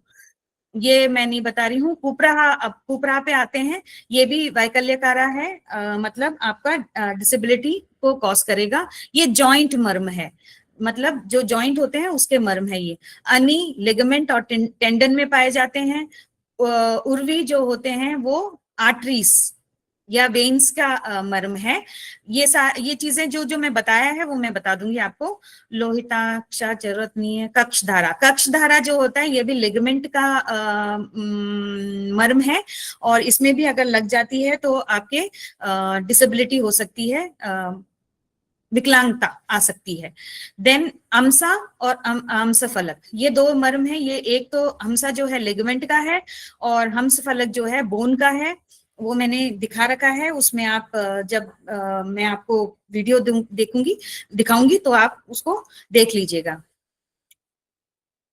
अभी न्यूट्रिशन एंड केयर के बारे में थोड़ा सा बात करते हैं। इसमें जनरली आप अगर टर्मरिक, जिंजर, ब्लैक पेपर का काढ़ा बना के देते हैं तो अच्छा होता है, क्योंकि वो एंटी इन्फ्लेमेटरी है। ओमेगा 3 रिच फूड्स दे सकते हैं, जैसे फ्लेक्सीड हुआ, चिया सीड्स हुआ, अखरोट हुआ, और अगर फिश लेता है तो फैटी जो फिश होता है जो समुंदर में मिलता है वो वाला फिश ले सकता है। और फ्रेश फ्रूट्स और वेजिटेबल्स में जो भी लेता है वो ले सकता है, जो कि एंटीऑक्सीडेंट्स होते हैं उसके अंदर। खूब पानी पीना है, एक्सेस शुगर बंद करना है, डायबिटिक है तो वैसे बंद किया हुआ होगा। रिफाइंड फ्लावर गुरुजी 1000 बार बोल चुके हैं, हमारे इसमें हम बोलते भी हैं कि मैदा मत खाओ, फ्राइड फूड मत खाओ, खूब सारा कॉफी और ये सारी चीजें, या कोला, पेप्सी, कोको कोला, ये सब नहीं लेना चाहिए। और जो डायबिटिक पेशेंट है उसको आपको बताना पड़ेगा कि बिल्कुल चीनी विनी सब बंद कर दे, और खाने का भी एक आपको चार्ट देना पड़ेगा। विटामिन मिनरल्स चाहिए, क्योंकि अगर साइनोवियल फ्लूइड कम है तो ये सारी चीजें बहुत जरूरी होती है, vitamin D, vitamin C, magnesium और कोलेजन पेप्टाइड्स। आजकल बहुत सारी ये चीजें आती हैं मार्केट में जो लोग यूज करते हैं। देन आप घर पे क्या कर सकते हो, जैसे मर्म चिकित्सा में हम ये मानते हैं कि अगर बहुत पुराना जख्म है जिसके कारण फ्रोजन शोल्डर है तो हम हॉट लगाते हैं। अभी कहीं अभी जस्ट लगी हुई है, एक्यूट फेज में आएगा या अभी थोड़े दिन का है, तो उसमें हम मर्म पॉइंट में हम आइस लगा, मतलब ठंडा लगाते हैं, है ना। तो ये शीत और उष्ण, ये दो तरीके के फॉर्मेंटेशन होते हैं, जनरली हम करते हैं। मर्म चिकित्सा में हम इस तरीके से यूज करते हैं कि अभी हुआ चोट है उसमें ठंडा, और बहुत सालों का है तो उसमें हम उष्ण मतलब हॉट वाला फॉर्मेंटेशन देते हैं। और जेंटल स्ट्रेचिंग कर सकते हैं, एक्सरसाइज कर सकते हैं। जो जर्की मूवमेंट्स नहीं लेना है, दोनों हाथों में ठीक होने के बाद भी समान रूप से, जैसे 1 किलो का वेट है तो दोनों हाथों में 1 किलो का वेट लेना चाहिए, एक अकेले में नहीं लेना चाहिए। सडनली हाथ को इधर उधर झटका नहीं देना चाहिए, और कभी भी अपने ना शोल्डर को इमोबिलाइज नहीं करना चाहिए। अगर आपको हाथ में फ्रैक्चर हुआ है तो उसको हाथ को चलाना चाहिए, थोड़ा बहुत मूवमेंट करना चाहिए, ठीक है। और नहीं तो मालिश करते रहना चाहिए जिससे ब्लड सर्कुलेशन रहे। ब्लड सर्कुलेशन रहेगा तो आपको पता ही है कि ब्लड सर्कुलेशन से आधी से ज्यादा समस्याएं हमारी ठीक हो जाती हैं। पोस्चर, जो ये राउंडेड शोल्डर वाले लोग होते हैं उनको ठीक से बैठना चाहिए, कंप्यूटर में कम काम करना चाहिए, ठीक है।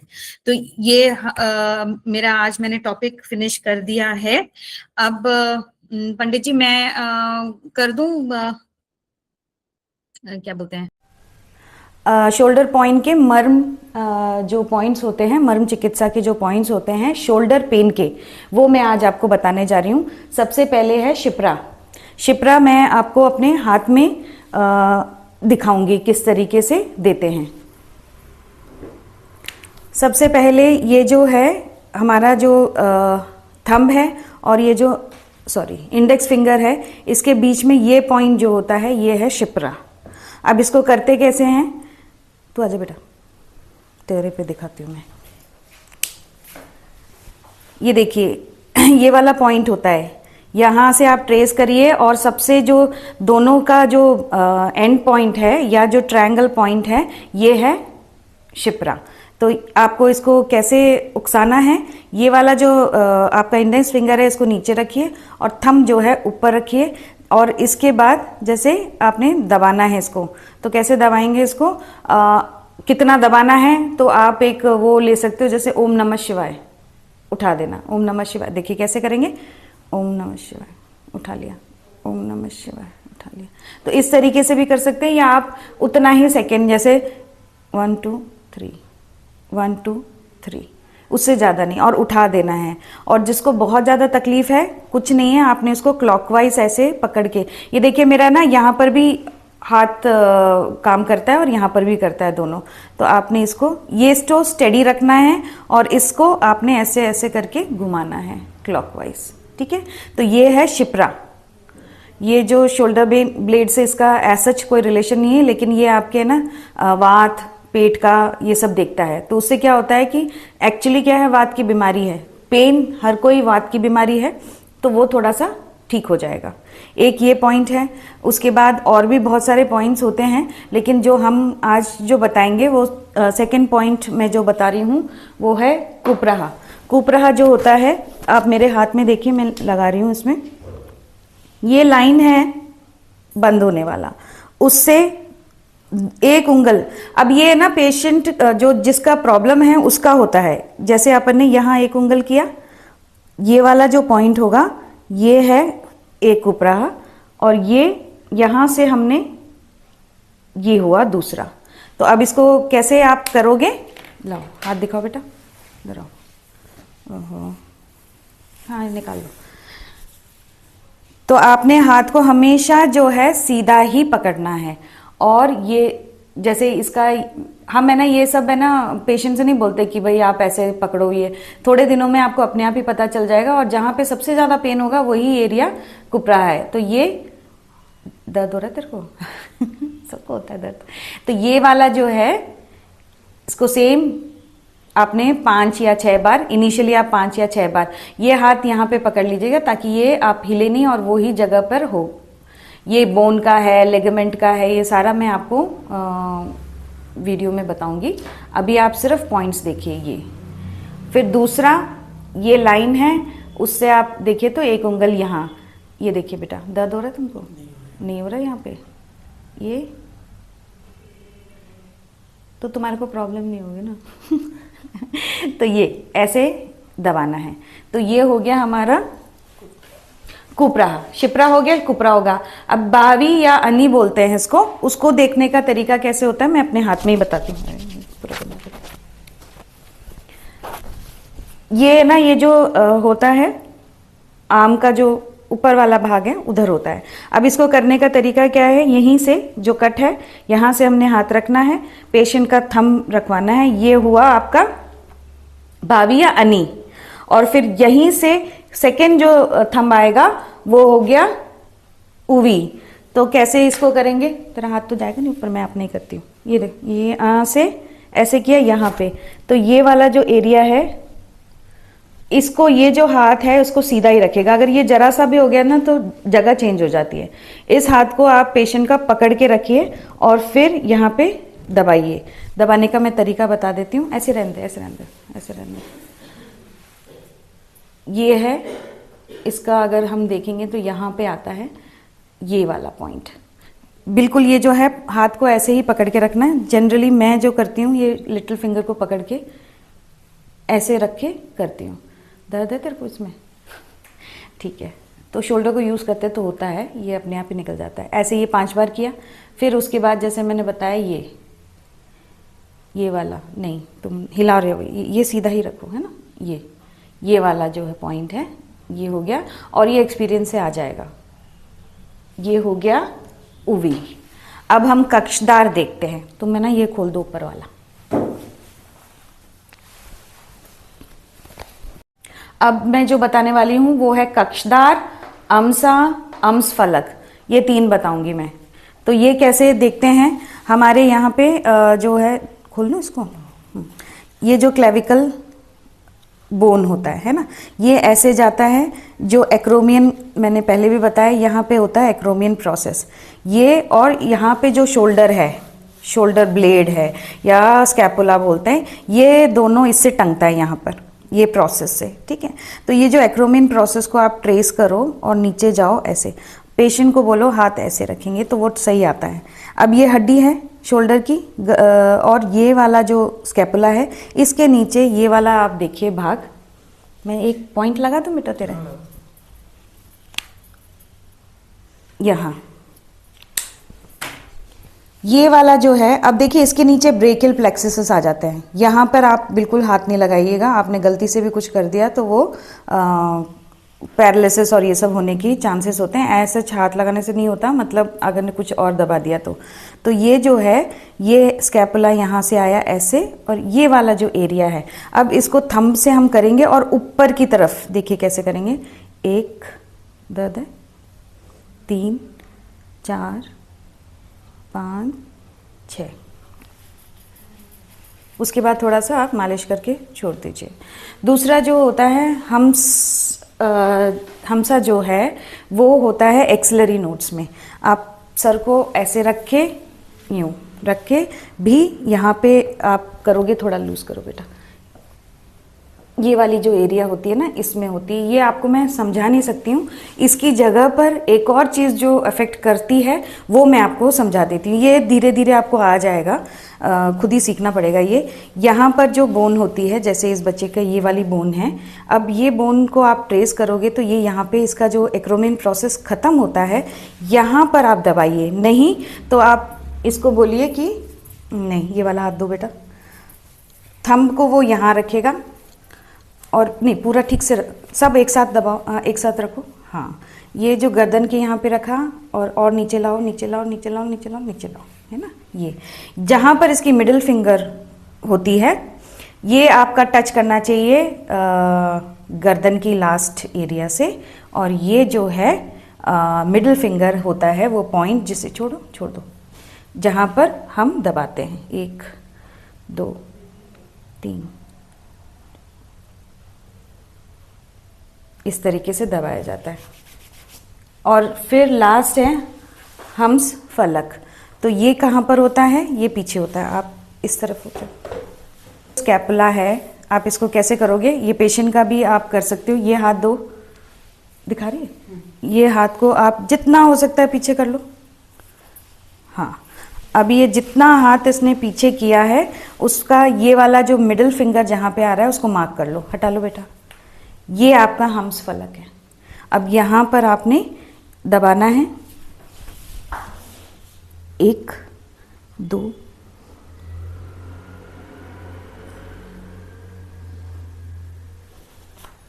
20 बार तक आप दबा सकते हो। तो ये वाला जो एरिया है, अभी आपको इनिशियली समझ में नहीं आएगा, तो पेशेंट को बोलना है जो हाथ का आप कर रहे हो उसी हाथ को नीचे लेके जाना है, और पूरा ले जाओ जितना भी हो सकता है तुम्हारा, है ना।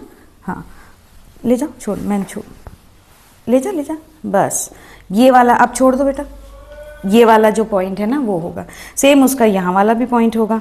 तो जनरली जो होता है, मैं मर्म देती हूँ तो दोनों हाथों में बराबर देती हूँ, चाहे ये वाले कंधे से के दर्द से आया होगा, लेकिन हम उसको भी देते हैं। ये कोई से भी दर्द में यूज़ कर, कोई से भी शोल्डर पेन में यूज़ कर सकते हैं, चाहे वो बिकॉज ऑफ टेयर हो या एडिसिव कैप्सुलाइटिस हो या कुछ भी हो। जितने भी बताए गए हैं उनको, इस ये जो है यहाँ पे जाके एनर्जी पॉइंट बंद हो जाती है, तो उस एनर्जी पॉइंट्स को खोलने के लिए ये दिया जाता है मर्म चिकित्सा।